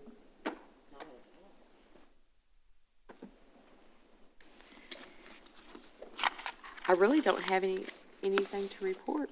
Okay, fair enough. Isn't that wonderful? No, we miss your dulcet tones. Oh, do you?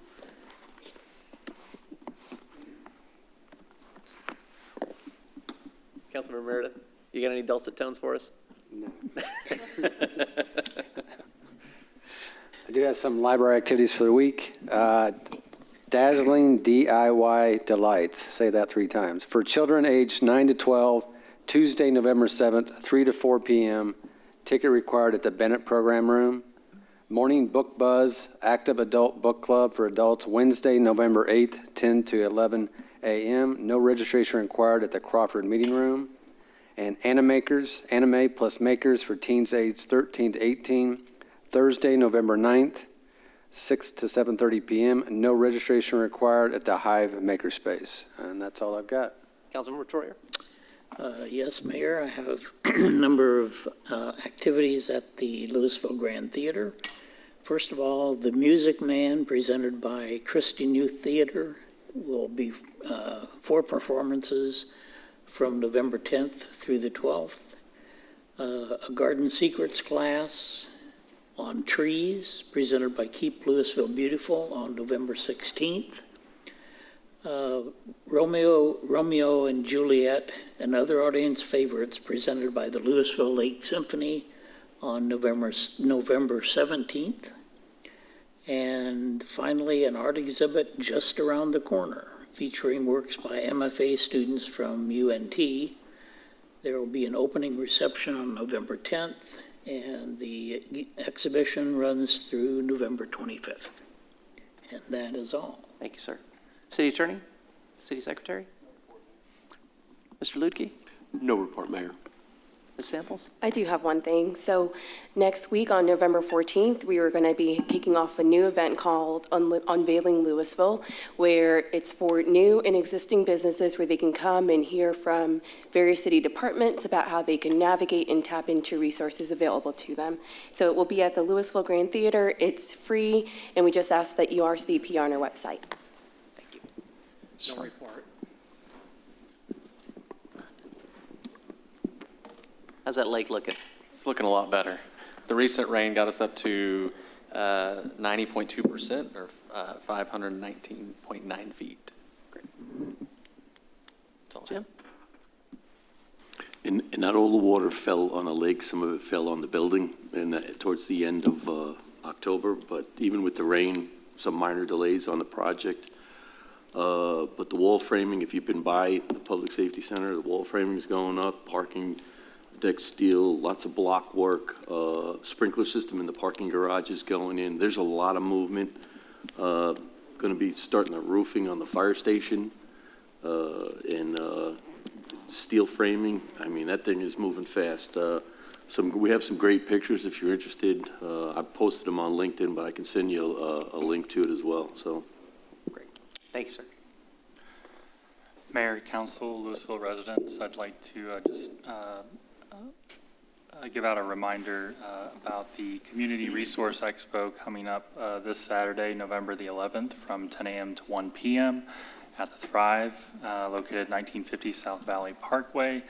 We will have over 30 agencies available to connect residents with various resources for healthcare, senior services, children and youth programs. So we're really excited to be able to showcase this to the community and see how many residents that we're able to help out.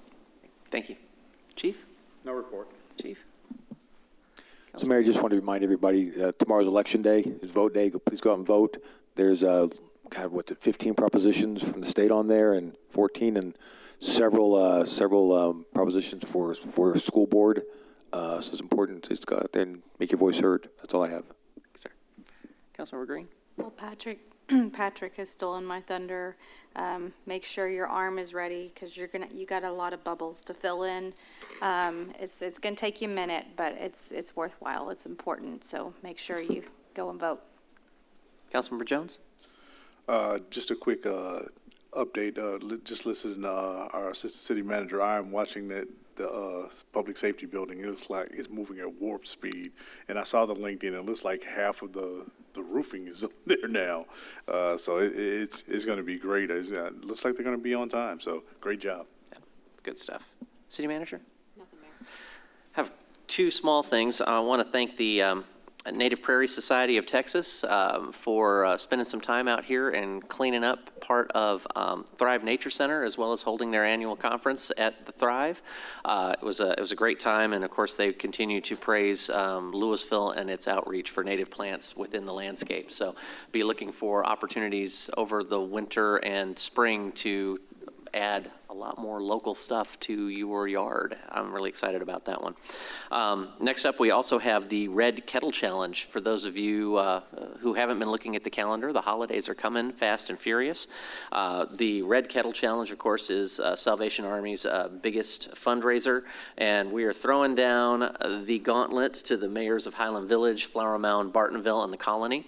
The day that we're raising funds for city staff, council members, and myself will be on December 9th, and we will be at the Sam's Club, so be prepared for shenanigans and raising money for a great cause.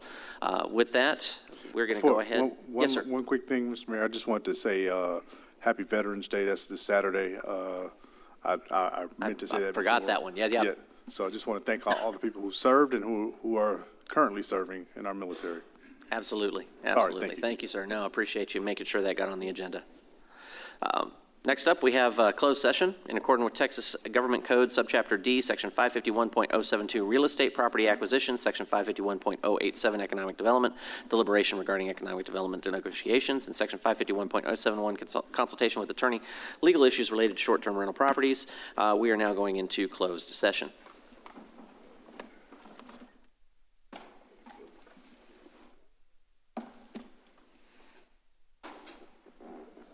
All right, we're going to reconvene into regular session. As there is no additional action to be taken on tonight's agenda, we are adjourned.